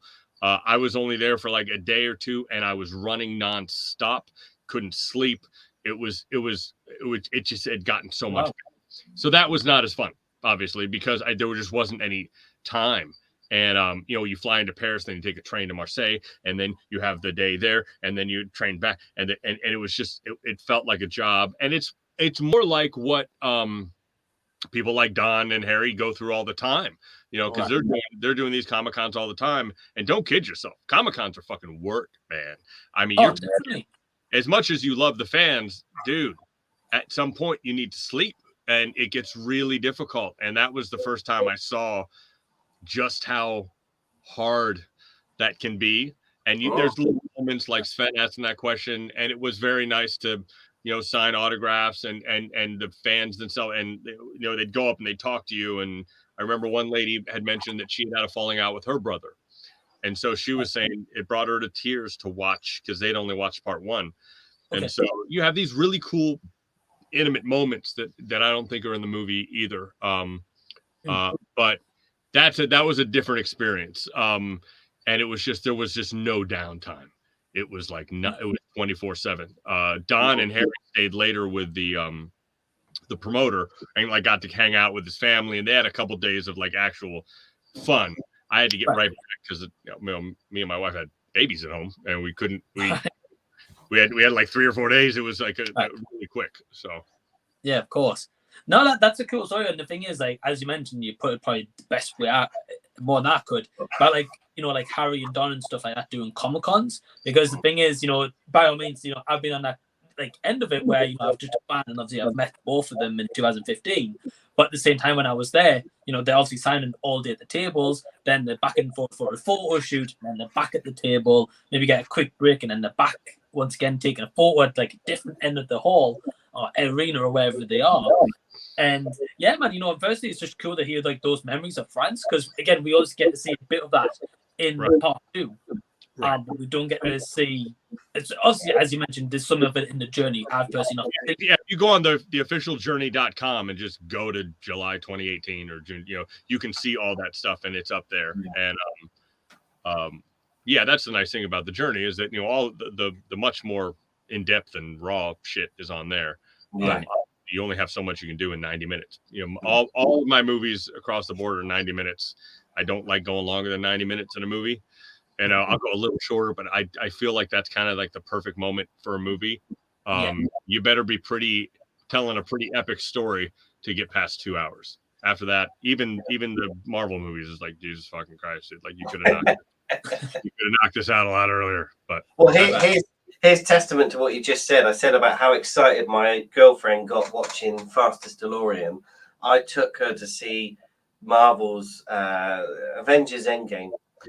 In the local town near us, the local city near us is called Bournemouth, and in Bournemouth we have the second biggest screen in the country, with a 50-to-1 surround sound system, etc. And we're sat in the best seats I paid for. We'd only been together a few months, and in the main fight scene at the end of Endgame, she fell asleep. Yeah, I mean, you start getting a little bloated. Like, even movies I like, I'm a big Judd Apatow fan. But I mean, goddamn, dog. Like, sometimes he just gets too in love with his characters and he can't cut shit out. Listen, you think there isn't a 3-hour cut of Fastest DeLorean? Yeah. There's so much stuff to go with. But I was going to ask you, Adam. We've seen Zack Snyder's Justice League. Is there an Adam Kontras cut? I guess you could, man. I'll tell you, it's funny. I just released the official Journey Volume 1, which is the first 10 years of the journey. And Volume 2 is coming out this year, which explains some of this beard. You'll understand that later. And it's funny. The first one, it's so fast, 90 minutes for 10 years. Part of me went, this might actually be a good 5-part, mini series, because that's starting to become the new way to binge watch content. And I'll be honest, a lot of the stuff actually would work as nice 40-minute shows, as opposed to, but it's just a different type of storytelling. And, I'm not sure what would work or what wouldn't work. My film distributor has just said, the TV series things, they just don't perform as well, because people will give your movie a couple minutes, right? But most people won't invest in a series unless they fucking know it's what they want to do, because they know they're like gearing up, right? Yeah. Gear up for a 10-hour, the new Winning Time documentary. It's 10 hours, not documentary, mockumentary. I know there's a bunch of Lakers fans that are like, that's some bullshit. It's a satire. It's not real. But yeah, so yeah, but yeah, of course, it's just demand, dude. I got the supply. So what are you going to demand? I gotta feed demand. Well, Thanks for asking for it. Well, you Well, got the two Beatles have done it with 19 hours. Just for Pete and Mike. I'm probably going to wait for maybe a few more people. Right. Yeah. But then the Beatles have just done 700 hours of I wanted a longer cut of Get Back, by the way. That was so good, though. I adored every second of that because I had read about those Get Back sessions my entire life. We read about them. I've read what happened every day. And I almost felt like we shouldn't be watching it because I was like, oh my God, this is so, dude, I could talk for 3 hours about that documentary. It changed my life. I stopped everything I was doing, built a music studio, and went back to, I was a singer-songwriter in the 90s. So holy Christ, it fucking oh my God, that's how I'm supposed to be. Not that I'm the Beatles, but just that the songwriting, it's problem solving. It's funny. Editing is problem solving. The Delorean's problem solving. Filmmaking, there's a lot of life is just how do you solve problems, and songwriting is the same thing. You have problems, you try, and I love that. It uses a part of my brain I haven't gotten to use in a long time. So thank you, Beatles. Holy Christ, Get Back. It was so long that I watched it while I was in bed ill a couple of weeks ago, and I started watching it on the Monday, and by the time I finished it, I was better. It's that long. Well, I don't know how people that aren't songwriters could sit through some of that shit. There's minutia of the details that I was completely had a hard on for. I can imagine a lot of people are like, how many times are we gonna hear? Oh yeah, dude, we get it. Oh my God. But again, from my perspective, I remember having those arguments, and I remember trying to work that shit out. And I also remember why I did a lot of shit solo, because not everybody fucking shows up on time. And then there's just so many things that were just fascinating to watch in real time. And God, they looked so good. Holy shit. The computer work they did to make 16 millimeter film look that good. Jesus Christ, dude. It's amazing. Peter Jackson, only guy who could have done that. Yeah, but obviously that's about singing, and I've got in my notes here about firstly the song you wrote for Kenny. Man, I listened back to that and I cried a little bit. Well, I didn't cry, but I had a lump in my throat knowing the story. But the song you sung backwards, that's genius. That's before Coldplay did it. Oh, everybody's done backwards shit before. Yeah. So cool. No, that's really funny. I used to sing a birthday song every year, and that one was. I was just, that's the thing about the journey that's interesting, is not that you're making content for people to watch. Sometimes you gotta fucking make content, because I do 100 entries a year, and you're trying to at least think of things. It's more like, what am I gonna want to look back on in 20 years as interesting? And so there's the discipline of trying to come up with a different way to sing happy birthday every day, which I now do with my kids.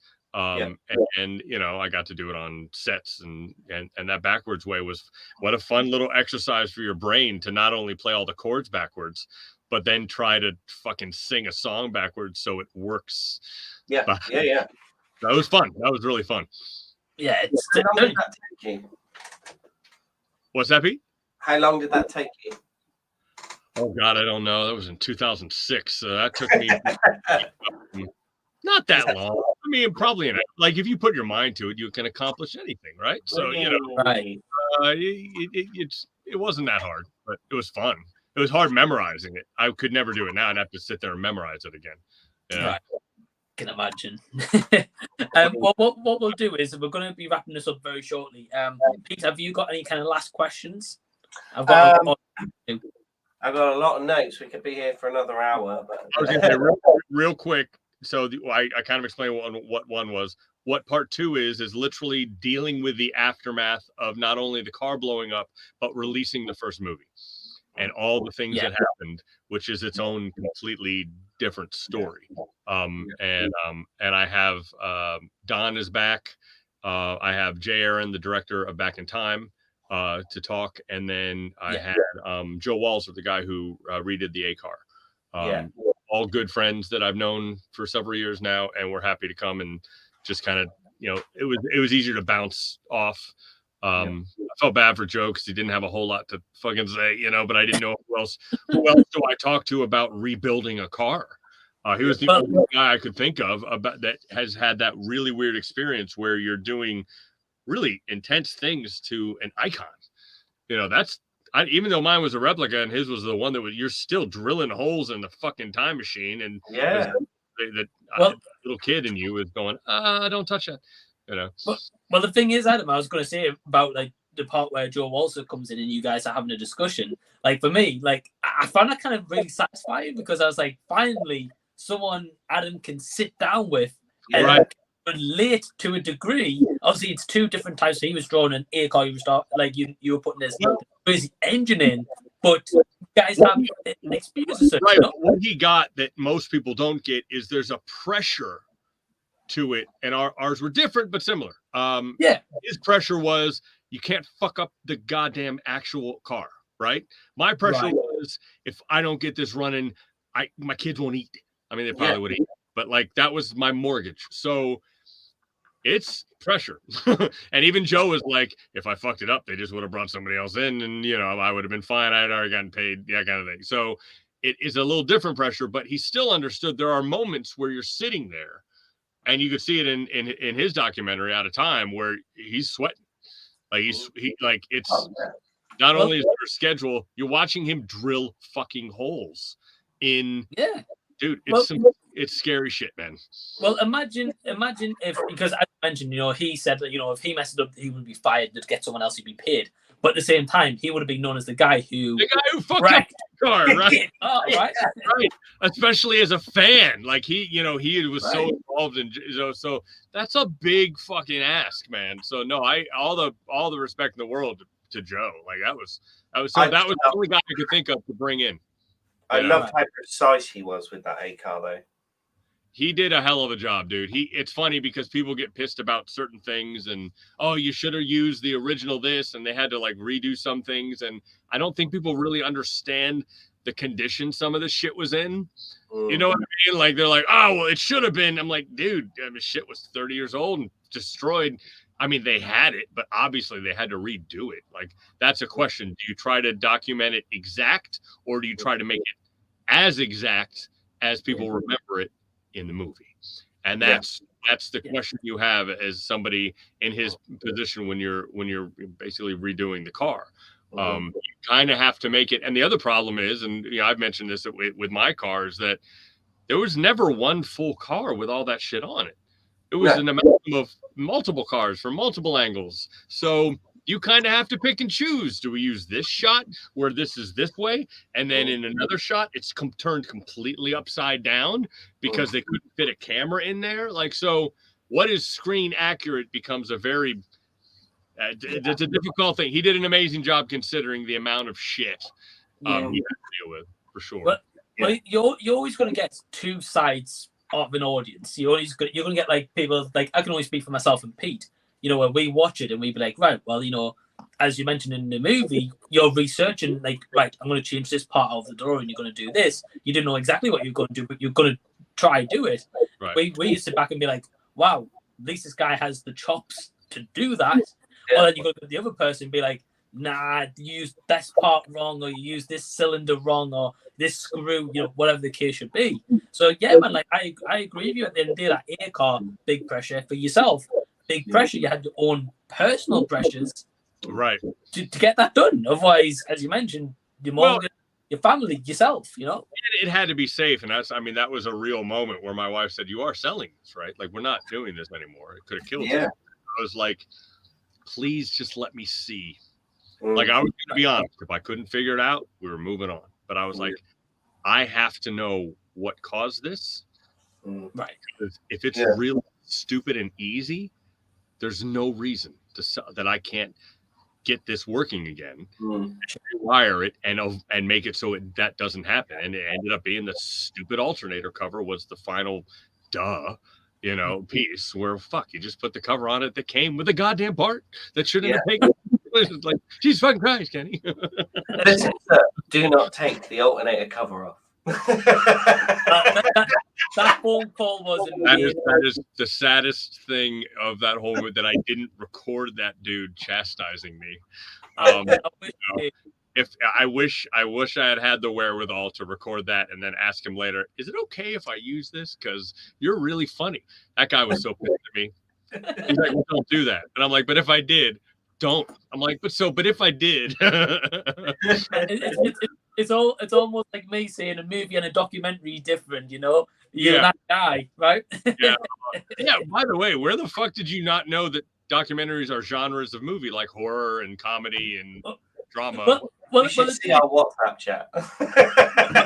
Well, it is. But the thing is, I've had a couple of people before saying, like, when I've said it's a movie, and they're like, it's a documentary. And I'm like, well, it's a movie. But then they're like, so it's always like, that's like perfect thing you have to say it as on YouTube. And especially when I do reviews, otherwise you get grilled for it, put it that way. Really? No, because a feature, I mean, the way movies are, the way the Academy thinks of it is a feature-length movie is over 75 minutes, period. That's how you categorize feature-length film. Movie. Yeah. That's all that has to be, is over 75 minutes. If it's under 75 minutes, it's a short. Yeah. That's just how that shit works, man. It doesn't, comedy, horror, documentary, it doesn't make any difference what genre it is. It's just a length thing. So. Yeah. Exactly. Now you know. I do. But as you know, I messaged you this week, Adam, and said I kind of feel at the moment know what it feels like to be a Delorean owner, as my vehicle is currently in the garage. And I just FaceTime them today, and my engine's on the floor in the garage while they repair the clutch. They had to take the engine to get to it. They've taken the engine out, and they found that all the shock absorbers are gone, and it's like, as you say, and do you know what? I used your phrase today. I said, well, you need to get this sorted by tomorrow because this is my food truck. Right. Yeah. Right. So thank you for that. It's a different threats. People don't, people think, oh, you just like nice fancy cars. I'm like, dude, I don't give a fuck. I just want to get to the gig, man. I just got to get there. The amount of everyone's, is it a chick magnet? It's like, no, it's a middle-aged man magnet. And when those middle-aged men come running, all they're asking is, oh my God, like, do you drive it around? Is it fun? Oh, the engine sounds awesome. Don't you like it? I'm like, I don't like anything you think I like. I swear to God. I want to get this fucking thing home and safe as fast as possible. I don't want to be here. Like, sorry. It's the way when it caught fire, the guy who had the gig with you still wanted you to turn up with it scorched to hell. Yeah. Again, another conversation wish I had recorded because of the pause. There was this awkward pause when I'm like, my hands are literally on fire. Like, not fire, I've been singed. Yeah. I'm on the phone. I'm like, listen, my car caught fire. It's done. I'm not gonna, and there was just a pause where he said, well, could you possibly still make it if we paid for a tow truck? And I'm like, I guess, yeah. I mean, like, and then in my head, I'm thinking, well, I need whatever, $500 or $600. It was a quick gig, so I was like, I need it now more than ever. I guess we're gonna do it. But I mean, but that's a testament to the gigs I do are pretty crucial to a lot of people. Yeah. I mean, when you're on a film shoot, and the film shoot involves, like, we do an Apple shoot or Google or fucking Facebook. I've done all of the big companies, right? They need that fucking car there. Yeah. There is no, oh, sorry, dude. The clutch went out. Like, blow me. Like, you need the car here. We paid you. We'll fucking sue you. Yeah. Because this isn't just the money we gave you. The entire event is around your goddamn car. So it's a very high, or a wedding. Fuck me. Weddings are the worst because it's their wedding day. Like, so yeah, it is an extremely stressful job. made more so because now it's this crazy gremlin lemon, you know?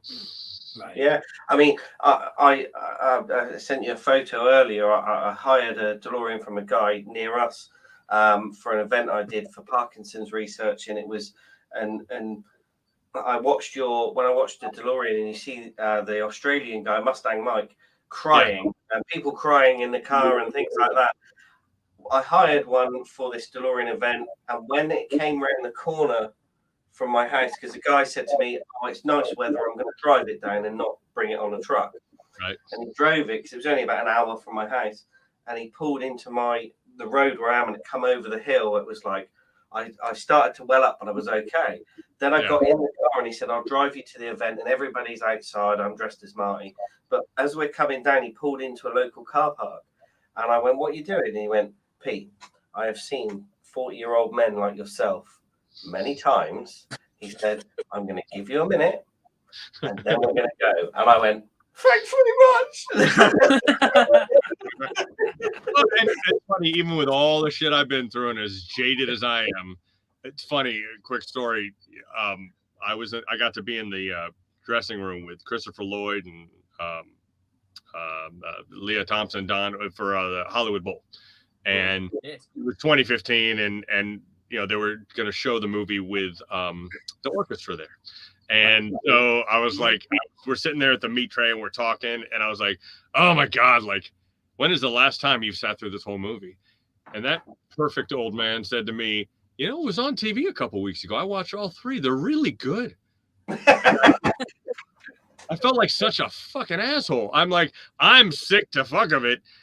Doc Brown is like, oh, you know what? I was watching. I just flipping on the TV, I sat through all three of them. I'm like, okay. So it kind of taught me that I should maybe check my jaded status a little bit. And like, if he's not jaded, I shouldn't be. So I will say that whenever I do a Marty package, which is I live close to where Marty McFly's house is. So a big package that everybody wants. It's kind of like the best bang for your buck. You get to ride in the car to Marty McFly's house. It's still, the street still has the trees over it. It still looks amazing. I kind of get that feeling again when I turn that car in and I look and it's like, Jesus, it's like driving into the movie. And I'm a little 9-year-old boy that's how old I was when the movie came out. And I'm like, I remember how this feels. So I still have a little bit of it. The problem, of course, is, oh my God, the fastest DeLorean just kind of destroyed most of my innocence. Sure. Well, me and Mike are trying to plan a trip maybe next year or the year after to come to the States together and see different bits. So you can take us on that package, I expect. Definitely. And you got to have a drink at the GolfCon bar, man. Like, it's funny. Somebody from the UK just bought a Marty package. And, you know, I, in passing, mentioned Fastest DeLorean. He's like, oh, I know. He's like, I'll bring the whiskey. Like, and I'm like, yeah, dude, we'll take a picture. I've had people want to sit at the bar like they're Don and like have a drink. And I'm like, dude, that's the nicest thing anybody's ever said to me, dude. That's so cool. You know? That's legendary. Yep. That's awesome. Well, I say we'll wrap it up. But Pete, have you got any literally a final question or anything? Yeah. No, the one thing I will say though is the journey you do. My very, very quick thing. My father was one of these first people that got a camcorder, and his father, my grandfather, said to him, "Why on earth have you bought that rubbish for?" And he said, "Dad, if you could look back on anybody that you know, who would you like to look at?" And my grandfather said, "Oh, I'd love to see my mother." And Dad said, "Well, when Peter's older, he can look back and look at the family." Now, I've gone back. My dad sadly passed away about 10 years ago, and I've looked back on all the footage, and there's 1 2-minute section that my dad was in. He was always behind the camera. So the one thing I'll say to you I love about your journey is, it sounds horrible to say this, but when the inevitable day happens, right. Your family will always have something to look back on, and I think that's wonderful. It goes a lot deeper than that. I mean, I don't want to take up any more time, but like there's something that happens to your psyche, and the kids are figuring this out now, is that their memories are becoming the videos. Because I produce a little video, and we have journey nights where the kids are like, "Can we have a journey night? Can we have a journey night?" And they get to go through their entire life, right? And relive it and get excited. And you know, my daughter's getting into editing, and she's like, "Well, when you die, do I get to do your memorial video?" I'm like, "Yep." And like, can I keep doing it? Like, they're kind of getting this idea that as long as you document things honestly, you never lose. You know, like, you know, when you're with my wife, you know, we say, "Man, I wish we had like a 2-year-old." You know what I mean? Again, you know, and I'm like, I got a whole bunch of fucking video of exactly what 2-year-olds are like, and they're not as fun as you remember. It's real, and once you watch it for about an hour, you go, okay, I kind of like 8 and 9. Those are pretty good fucking years, you know. So there's something about the honesty of video that you can't really fake it, man. Like, you know, good God, dude. Sometimes it exactly what you're saying. It really kind of cements certain things that would have faded in time. You know, I only have like one video of my grandmother, unfortunately, and one audio tape. And my God, how I wish I could see and talk to her, you know, just hear that voice. And, you know, it's somewhere in your brain. And you're right. My kids won't have that. Their kids won't have that. And in essence, I actually won't have that. So the only other thing I wanted to say, a couple of other things I wanted to say was that it's an honor to talk to you. We've spoken a lot over text message and things like that, but for me personally, when I sent you that message to say, look, I'm watching this with my stepson, I never expected a reply. And so it's an honor to finally speak to you in person. And I hope one day I can come over, have a drink in the bar, have a go on a golf course. You know, and we'll get the Marty package while we're there. It'd be great. And real quick, I love it when I get texts from people that are just starting the movie, because I'm like, oh shit. Like, all right, 38 minutes and 25 seconds, some shit's about to go down, and then you're like, what the fuck? Is there somewhere I can buy a Fastest DeLorean t-shirt? No, I can probably get you to have one shipped there. Yeah. Superb. And I'm sorry, Mike, if I step on your toes here, but obviously we've already asked about whether there be a Fastest DeLorean 3. But my idea is this, and I queried this with Mike, and he said it's a cool question. So Back to the Future is a massive success. We've got 1, 2, and 3. Now we've got the musical, which I know you probably haven't seen it yet, but it's phenomenal. I almost flew out of that first one in 2020. Sorry, say again. I almost flew out in 2020 for that first one. I was this close. I had a place to stay and was going to go to. All I'll say is, hold on, it's coming to Broadway, I'm sure. But honestly, the idea me and Mike had was, why not turn the Fastest DeLorean into a musical?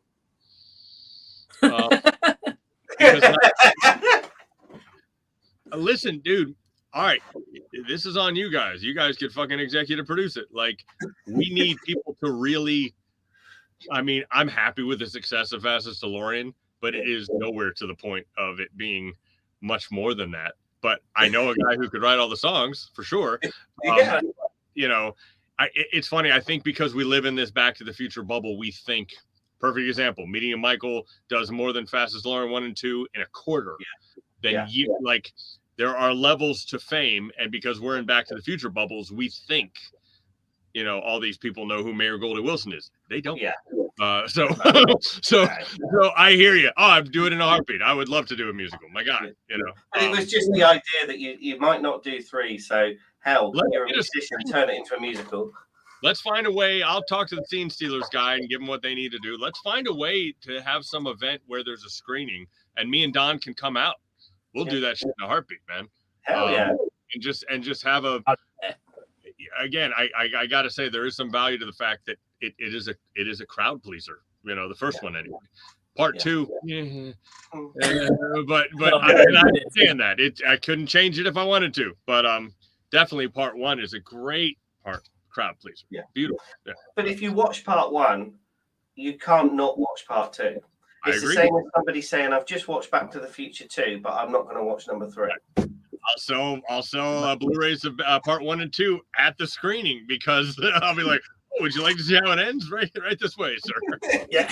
But no, that's been. Thank you. It's been an honour, and I'll pass you back to Mike. I'm honoured, mate. It's brilliant. Thank you. Yes, thank you. I was just going to wrap it up and just firstly, Adam, just thank you so much, Jeremy, for taking your time out and speaking to us both. And honestly, like watching the Fastest DeLorean 1 and 2, absolutely phenomenal movies. And man, like I had goosebumps even in part 1 and part 2. Even when you guys went to France, I was like, I've got goosebumps right now. And again, I was texting Pete telling him that. And I'd say, Adam, just honestly, just thank you so much, firstly, for taking time to do this. And it's been blast talking here. For anyone who's interested, by the way, if you're watching live right now or after the fact, there's links in the description box below where you can actually go buy or rent Fastest DeLorean and watch it for yourself. Adam, have you got any kind of last comments before we wrap this up? Oh my God, I think I said enough. I said a lot for 2 hours. No, I appreciate the hell out of it. I as I've said, as opposed to real movies, with documentaries, if you have watched this and you liked it, that's you saying I like you, because it is just me.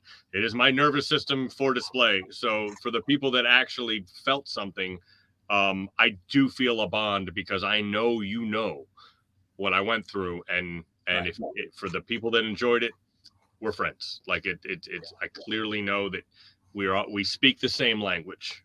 So it's an honor as well for me to know it's still 5 years later. It's still something people talk about. Yeah. No, absolutely. I say I've only just been introduced to it as well, so I'm sure I'm not going to be the last one you'll get a message from and be like, "I've just checked out your movie."